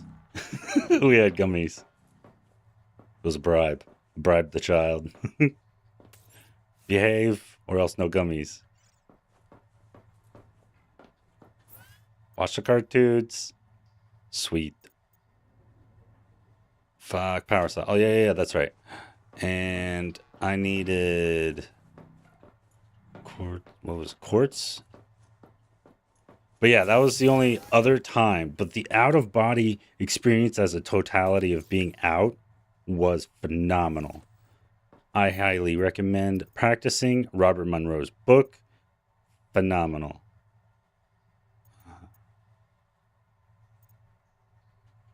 The acid thing's right. I need to drop off these quartz. I need the quartz in the other place, though, too, right? Fuck. It was only 3 months later. We were living with And then there was another... taking care of her at the Robert end of her Peterson and was another book, which was and that out was of the it. body I experience. learned so much about Drake. I learned And he that was one talks blessed about with a special this prayer telepathy that that he's said, talking about, where he was reading the minds of his coworkers, and then and they were speaking to him, but they had no recollection. An entire page of all the duties he would have in the after. Which I find that And that one of fascinating. his primary duties would be to welcome Oh, I need to drop on those who are titanium. loved by And God, go by get. Source. And family or not. Oh fuck! I've been trying so many times to try to do an out of body experience In again, his and 1800s prayer, nope, haven't been which to successful. me, that was Nothing someone even channeling. close to it. That was summoning Source through them and bringing it into this prayer for this man. And now I had a Oops. whole nother relationship with him. I very much had a love-hate relationship up until that point. And now I was like fanboying all over my great-great-great-grandpa. And I was like, why didn't you tell me? And he was like, you weren't ready yet. You weren't ready yet. Huh. And he kept telling me, I promised you it was going to get better. And ever since then, anything bad that happens to me, he's always right the there, acids. Vinny. That's It's right. gonna be hard. And they're usually It's gonna in the get better. It's gonna caves, be right? And he was just saying that to me 6 weeks ago. I mean, I can change he's up a daily batteries. part of my Fuck. existence. He comes forward now. Welcome by aboard. calling forward. He used to be forward, interacting with me all the time, everywhere I went. I've now kind of like put Let's him on the reduce this shelf down a with little many bit. guides. And I utilize them according to what my spiritual team helps me organize in the work that I do with helping others, change their lives and step out of their old paradigms and step out of their trauma cages, unlock those cages, and grow and heal and live beyond our old story and learn how to live in a new story. And that's what I do. And I use all of my guides with that. How do you get in touch with them? Well, Is it a place you go inside? Save and Is exit it anyways. words? Is it thoughts? So it's the U inverse. It's Say the it. universe. The U. Oh. It's the U inside out. Mm. So, what we perceive as the universe is just us inside out. Mm. As above, so below. Mm. And so I tap in, but that ends up tapping me through and out to them. Yeah. This is not what you thought your life was going to be like. No. I thought I was going to be working in film. I worked on this little movie called Pool Hall Junkies, and I got to meet like Christopher Walken and Chaz Palminteri, and I got to meet like Ricky Schroeder, which is from your yeah. early days, right? Yeah. And it was so cool. They were like friendly with me, most of them. One of them And wasn't. they always talk But, about meeting other it people was from a the really past, neat shit like experience. that. I thought for sure this was going to be my gig. On their I was going adventures, to make movies. sometimes. I worked for Touched by an Angel for 2 years. Not that he's talking about that, and, but and I've now done a I mean, couple. the irony there is not I know, lost on any I of us. know. But you know what's funny is one of my guides is Delarice. Wow. Yeah. That gets me. You say that you thought back to I the didn't do darkness the in thing your that I was childhood, supposed to do. and there was a lot of it. Fear, pain. I grew up creating an alternate universe in my mind where I was safe. Welcome aboard. This is something that we've heard from pretty much every individual who has had an NDE, that there was a set of skills acquired. They just show up. Well, the notion being that there are challenges that allow you to practice Yes. not only leaving your body, but surviving Surviving, yeah. the things that force you out of your body. Talk a little bit about the trauma you Ooh. experienced, the dissociation you were able Yeah. to achieve, and how you think that might relate to your NDE. So I'll express one really precious traumatic event for me. I got my brand new $8 boots dirty, and that I was not allowed to do. I was 6 or 7 years old, and so that meant it was going to be 2 to 3 hours of beatings. And it also meant that I was going to lose chunks of my hair, possibly going to have one of my ears torn, and I knew I was going to be beat. I just didn't know with what. It could have been a stick, could have been the belt buckle of the belt, or just the belt. Or I loved Mr. Spoon because he'd make a loud smack, but he didn't hurt. And that was more my mom's instrument than my dad's. But I knew that here I was. I from the can second relate I to got this in the car, man. My dad's side, mud on my boots. That was it. And I had this weird sense that death was around me. What I didn't know is 1 week later, that friend that I had been playing with that day died in a camping accident. And I feel like there was a part of my dad's psychic nature that was picking up on that and channeling his anger for me not to follow the rules. 30 seconds. And Welcome so aboard. Dad just started unleashing on me. He unleashed on me in the van while he's driving, full fists to the face, to the chest, anywhere he could reach. And if you lunged or flinched, he'd hit you again.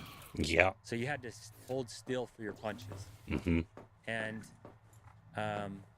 by the time I got home, I knew that I had just had the appetizer and that this was going to be the meal. And so my dad brought me in. I won't go into all the details. Fast forward, 20 minutes later. 22. I'm now in the backyard. Chunks of my scalp are torn. Oh, it wouldn't I be have hair that bad, missing out of though. my head. I've got lashes all over my back. I'm not wearing pants. I'm wearing my whitey tidies. And I was tasked with going out back and getting wood out of the wood pile, which we had this big coal bin that was bigger than almost an adult. And then I needed to climb up into that thing, get some wood out, and refill our wood-burning fireplaces, which we had 2 of them in our house. And that was my duty to bring justice to getting muddy boots. And while I was out there, I was climbing. I could not. I was so exhausted from all the beating so far, I couldn't climb into this coal bin. So I started stacking pieces of coal that had fallen, and I was hold on. teetering on them, trying to lift up this really heavy wood Seek lid. fresh water It looked kind of intake. like a lean-to garbage can. I was like lifting in this heavy wood lid while I was trying to reach in and get some wood out. And I remember getting like one piece, and it was barely starting to come out. And right as that happened, I feel this smack right across my back and my head.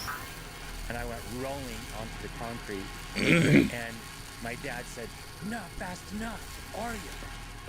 And he reached into that same coal bin and pulled out a 2x4. Ooh. And he goes, "You know the position." And any abused kid knows the position. I went into my position. That means you put your hands on something and you brace because the blows are coming. But I knew that 2x4 was bigger than my elbow. It was bigger than my knee. I was a little child at the time. And I knew this was probably going to be it. So I went to my space.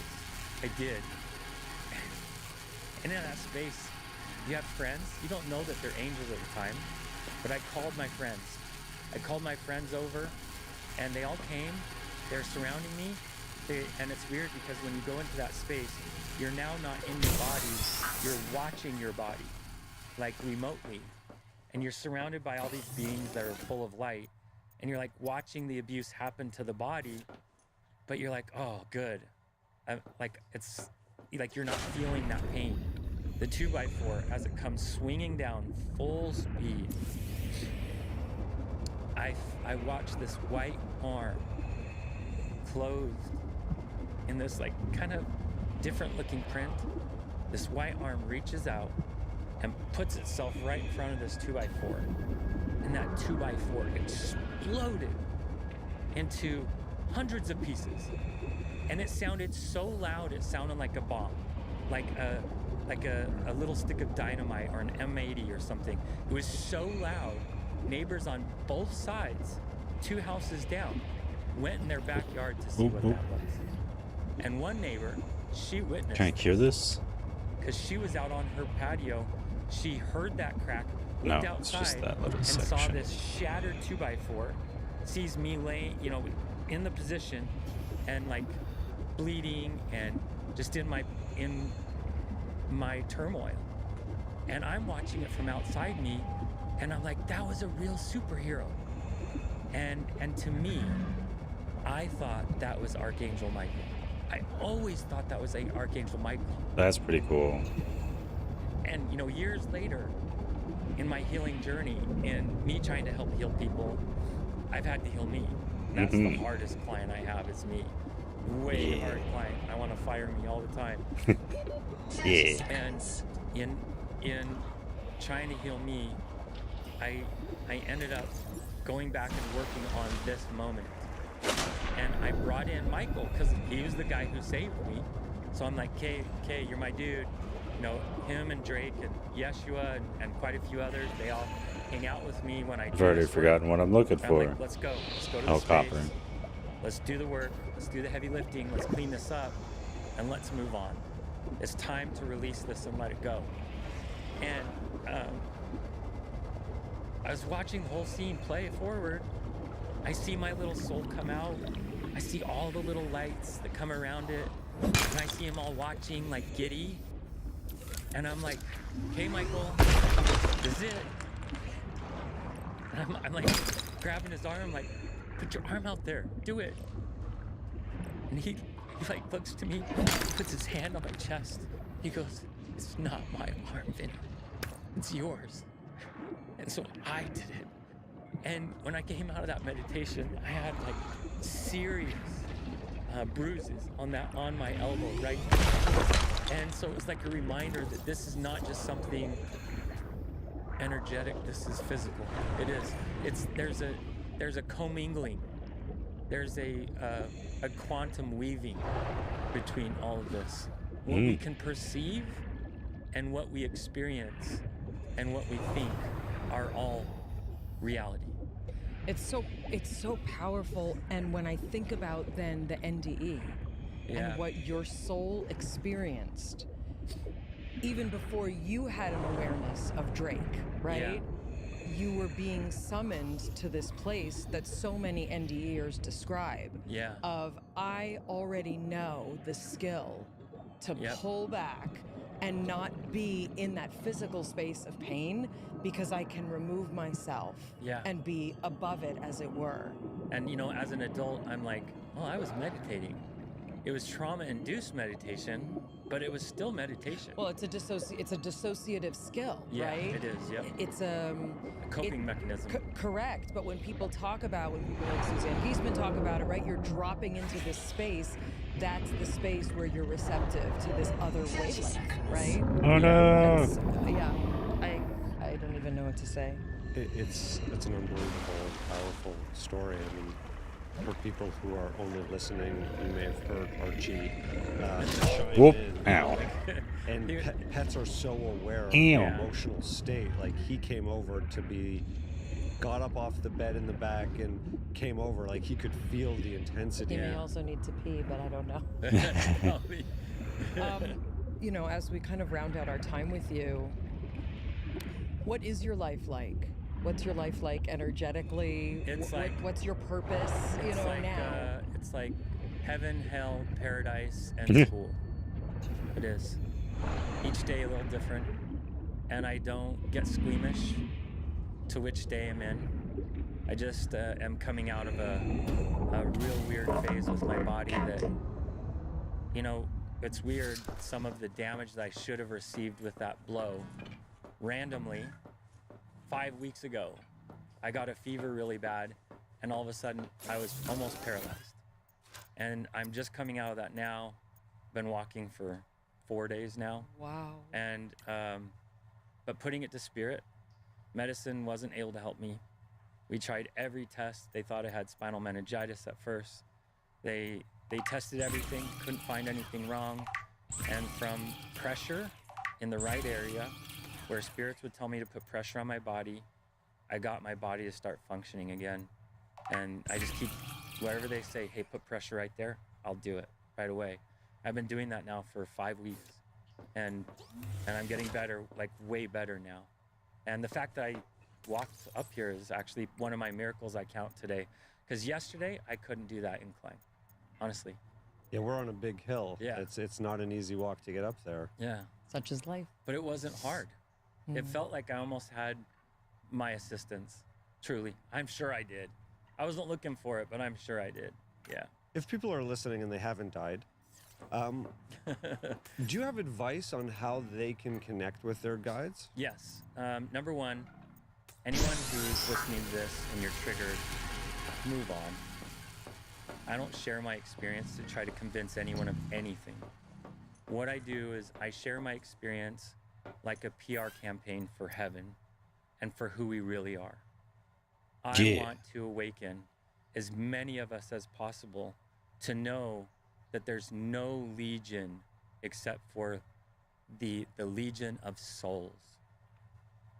And that's the true religion, is the legion of all souls.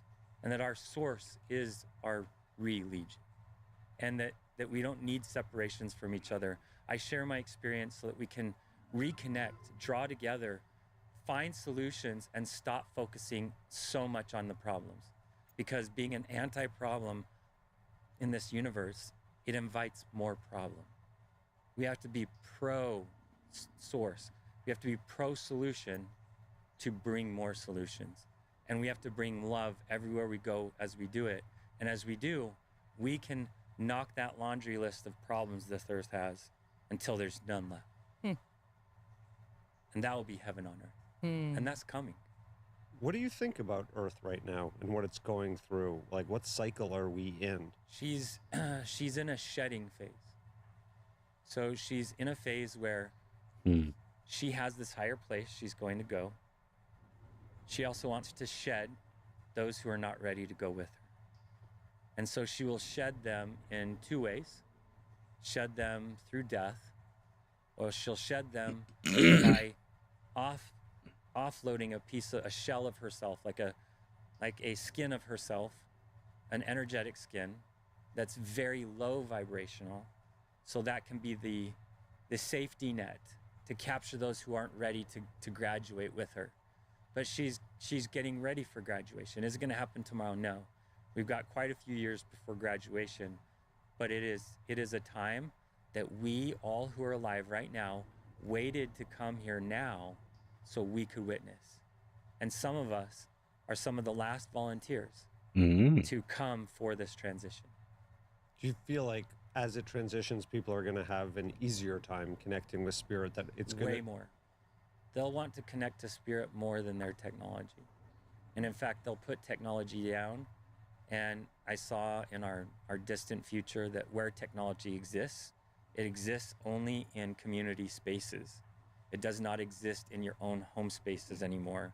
And so that when you use it, you go to community space. That's what it used to be like in the 90s. It did, right? The library for the computer, right? Or we would go at UCLA. There was like a place you'd stand in line. Computer lab. Computer, wait your turn. So that it's not infiltrating every part of our existence. Yes. Like we go back to some semblance of human interaction, and then when I have to work, you have to work.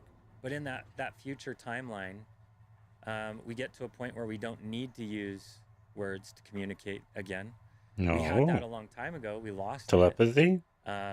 We also bring back one of the lost 12 tribes who had the power of levitation or levitation. So like that comes back to us. And that's just one little nugget in the bucket of gold that comes in this transition phase. But it comes with my hand has a so we have to lovely slit in it. That we don't have to choose to let our governments be source. I can't open my hand. We don't. We don't have to engage in what they want. We don't. We can choose to not look, not be distracted, and choose to put our energy in positive places. And that moves more positive energy into your world, into your realm. This was such a powerful conversation. We're so grateful that you shared. I agree. The book is The Light After Death, My Journey to Heaven and Back. Thank you so much. And I wanted to end with a quote that I thought of that's from the Talmud. We've talked about it before. Every blade of grass has an angel that bends over it and whispers, grow, grow. And I thought of that when you talked about the grass and just your entire journey, and this notion that that everything matters. Everything has its own angel, even a blade of grass. If you think of the atom, the first creation, the ADAM, and think of it that all of us carry so many ATOMs that we are all the atom, and that every atom has an angel. Every atomic level of us has an angel. It's beautiful. Vincent Todd Tolman, thank you so much. Thank you for having me. It's been my pleasure. That was I got nothing beautiful. else to say from our breakdown tonight. Hope you never have. We'll see you next time.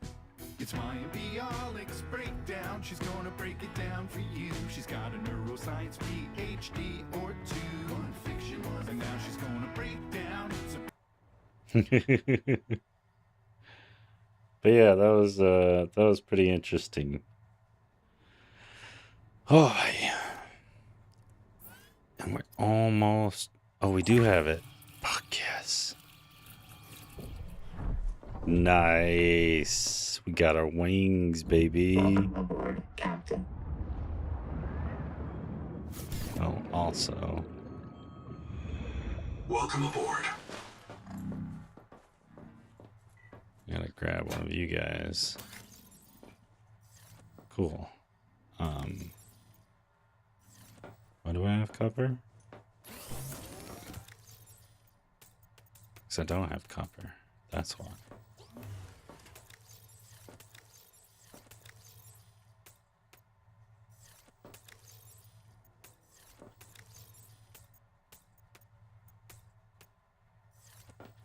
Yeah.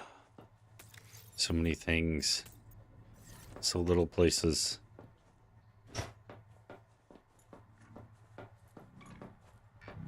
Climb with my feet. Use my toes.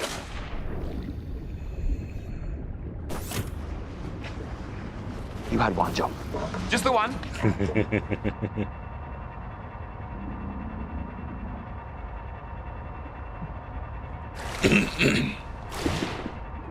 Sploosh. Sploosh.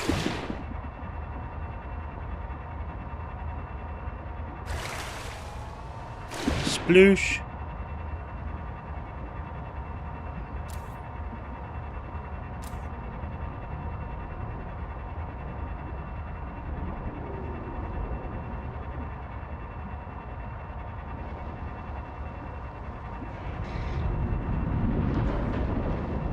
Yeah, you get after that.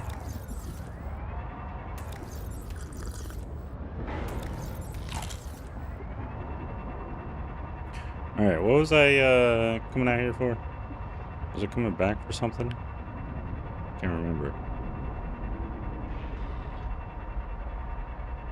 They got me another one.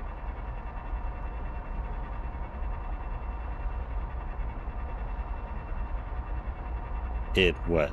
Like probably less than an hour? Lickety split.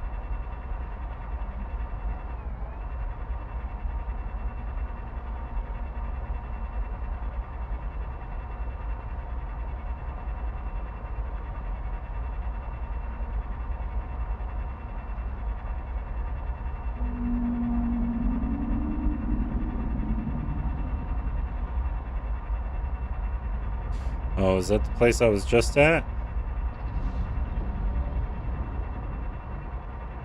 Ooh, need to go straight down. Heat warning.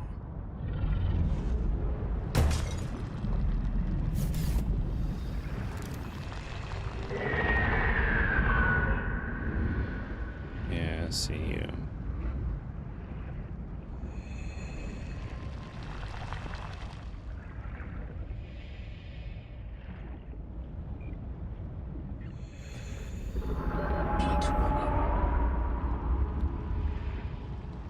Heat warning aboard, Captain. Yeah.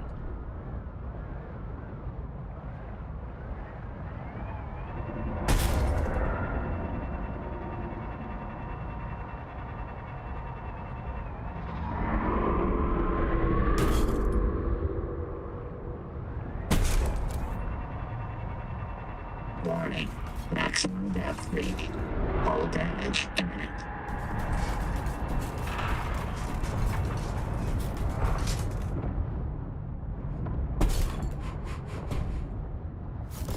We're safe. We're safe. We're safe. want to say where you're safe?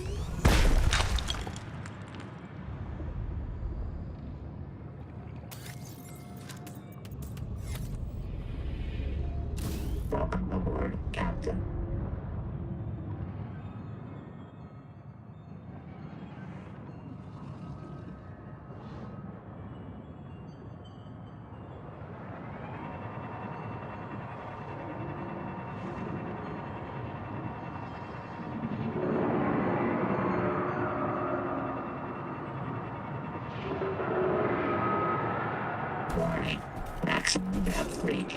All damage imminent.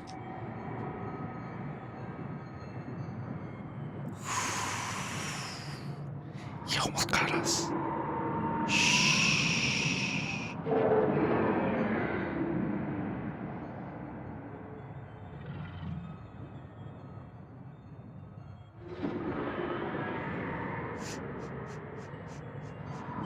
Oh, fuck, he's here.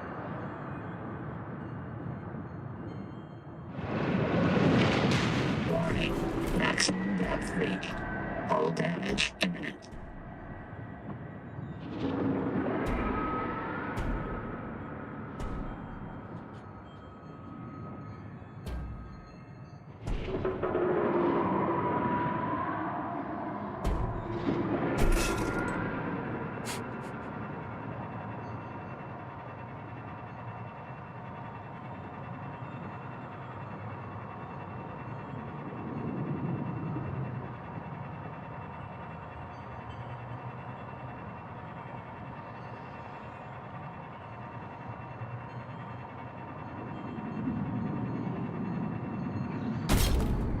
Is he still behind us?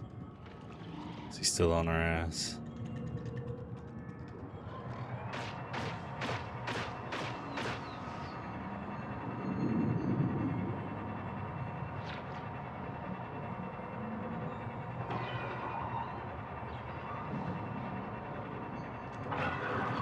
Warning. Maximum depth reached. All damage imminent. You're all damage.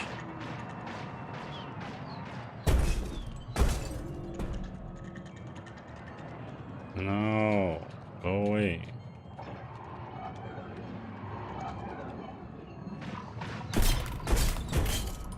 Fuck you. I don't even know how you hit me.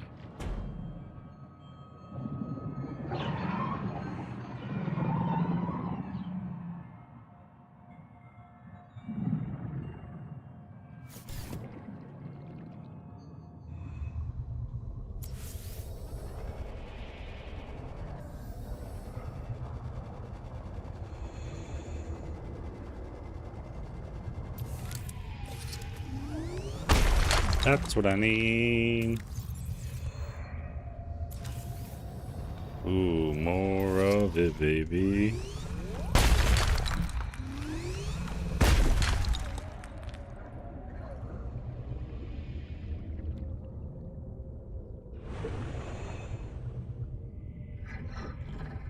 I see you.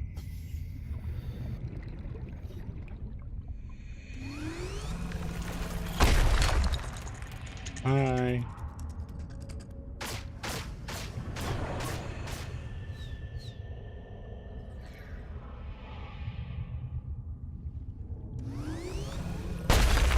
You also need copper.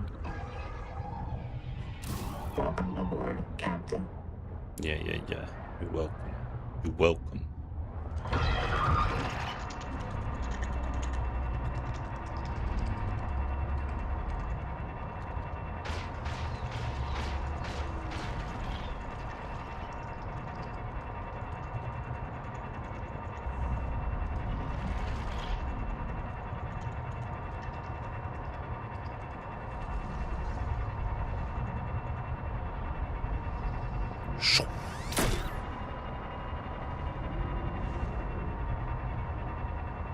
I like it. It's fun.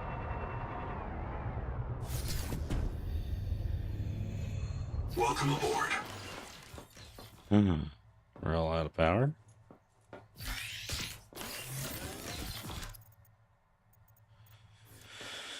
Okay, modification station, baby,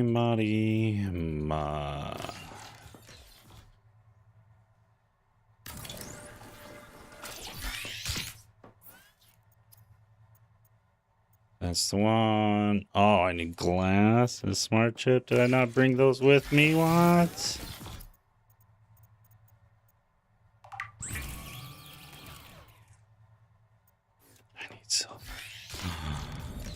I need silver. Where is silver in a place like this?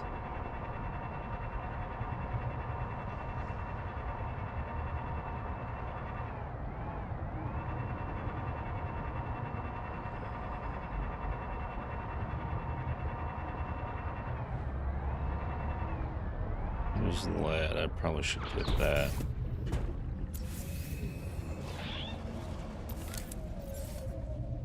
Oops.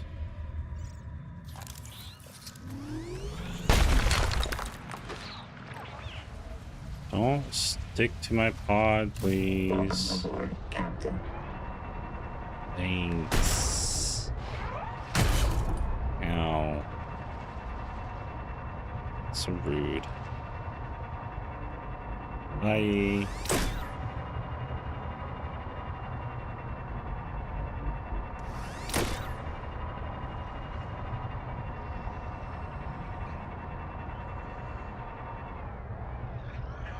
Please, silver. Do we have silver lying around?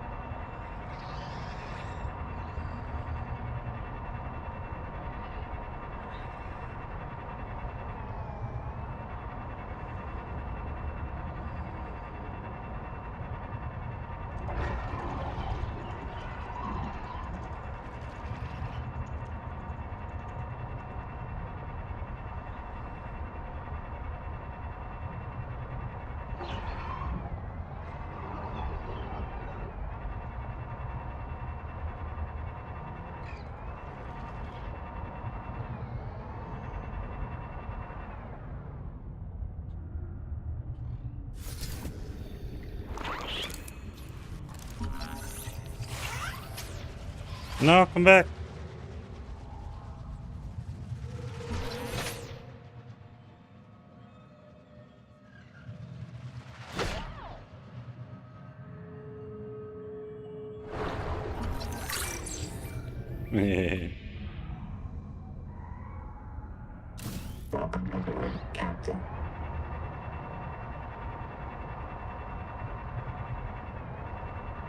The stone beneath this mesa has been eroded by hot, radioactive water.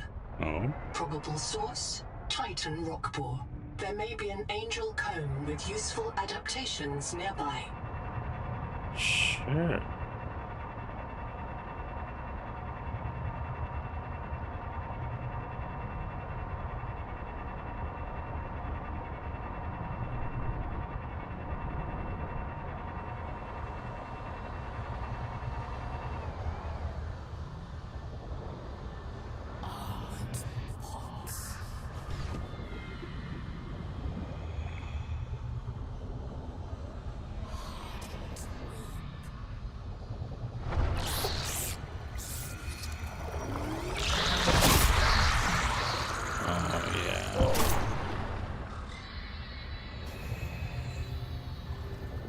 Oh, do I need to scan that? I think I need to scan that.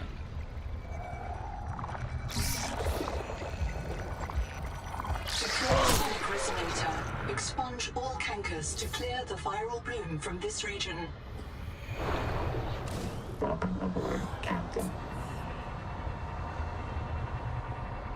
Well, we'll be back for that. Ooh, nope.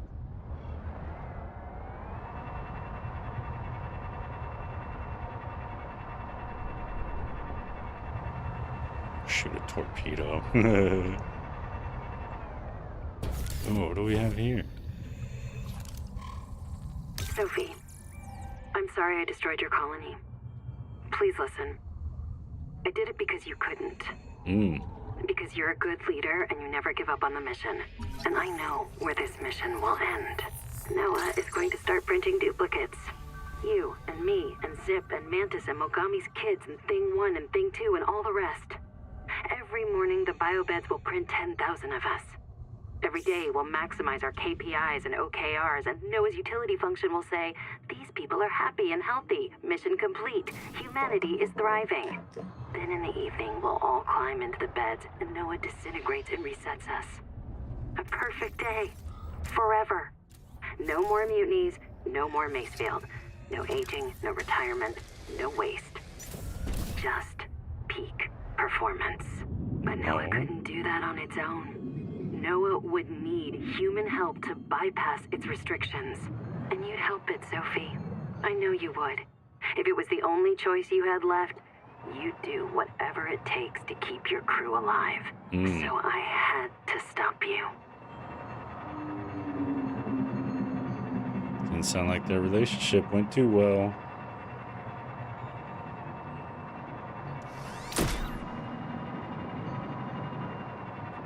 Oh, hello, Collector.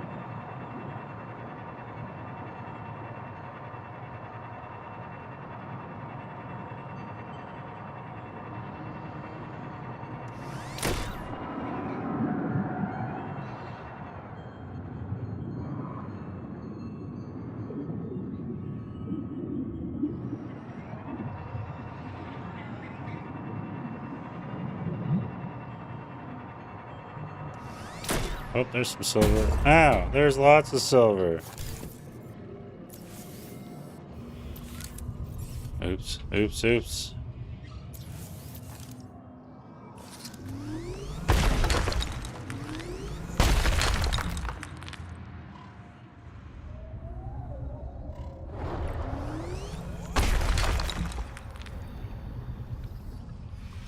Welcome aboard, Captain.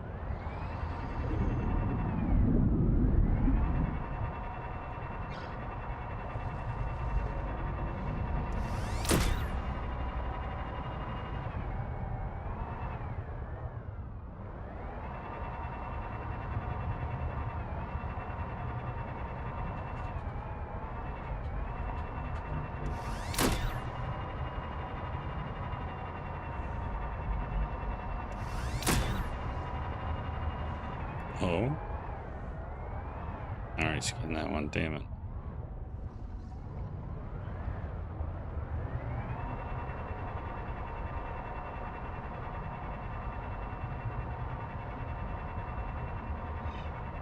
Boom, boom, boom, boom, boom. Yeah, amazing video. I thought so as well. Appreciates it.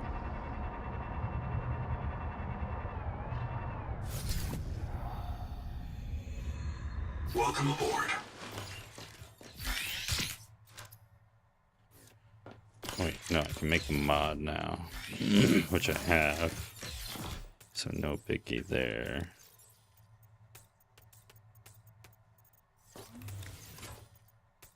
Gold and silver together forever.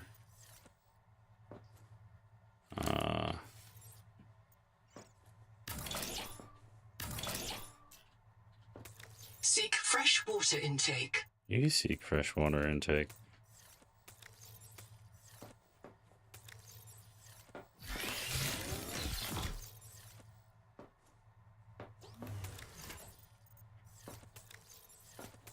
No, I have none.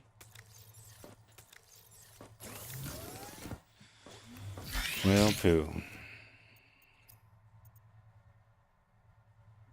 That's done. That's done. Need 2 glass.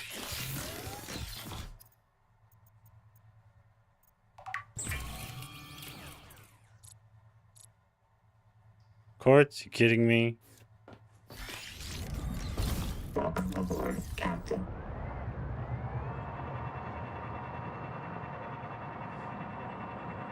What the quartz?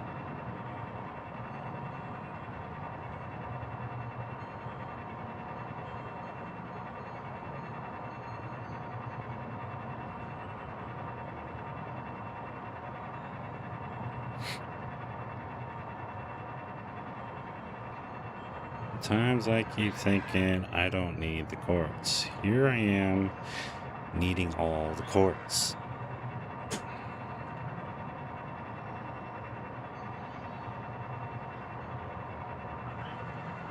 Luckily, there's some right down the street.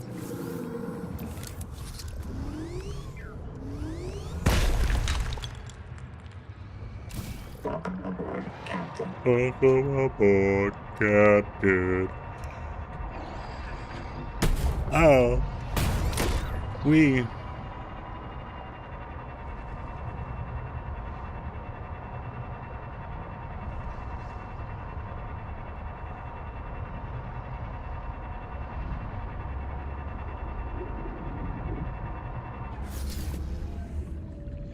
Welcome aboard.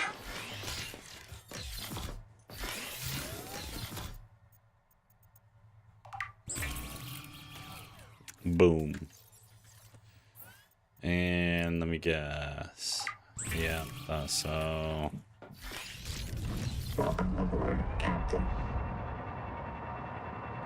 We're so easy.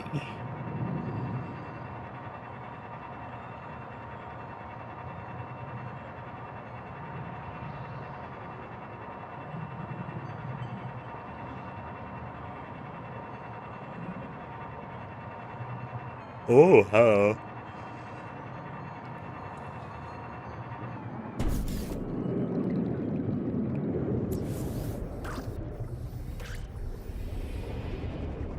Sorry, get in my pocket.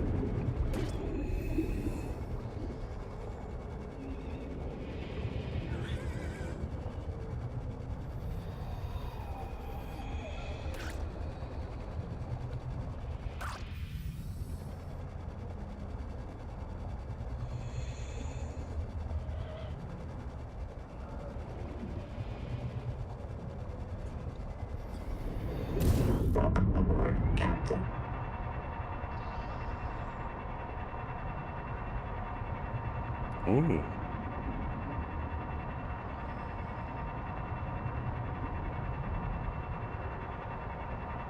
Dehydration. Uh-huh. Seek caloric intake.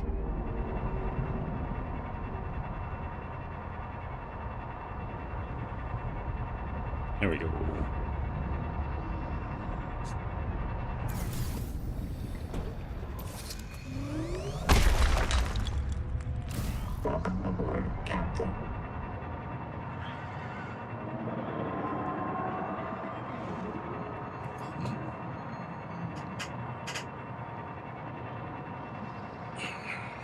Gonna have to call it here after this mod, man. The sleepies are getting to me. But I'm also gonna go out and have me some dinner. Have me some Taco Bell. Thank you, courtesy to a friend of mine. Well, not Taco Bell. McDonald's probably.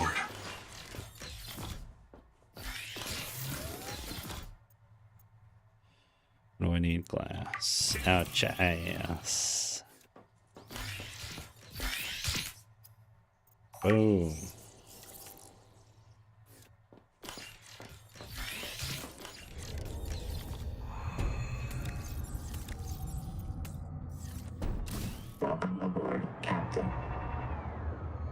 All right.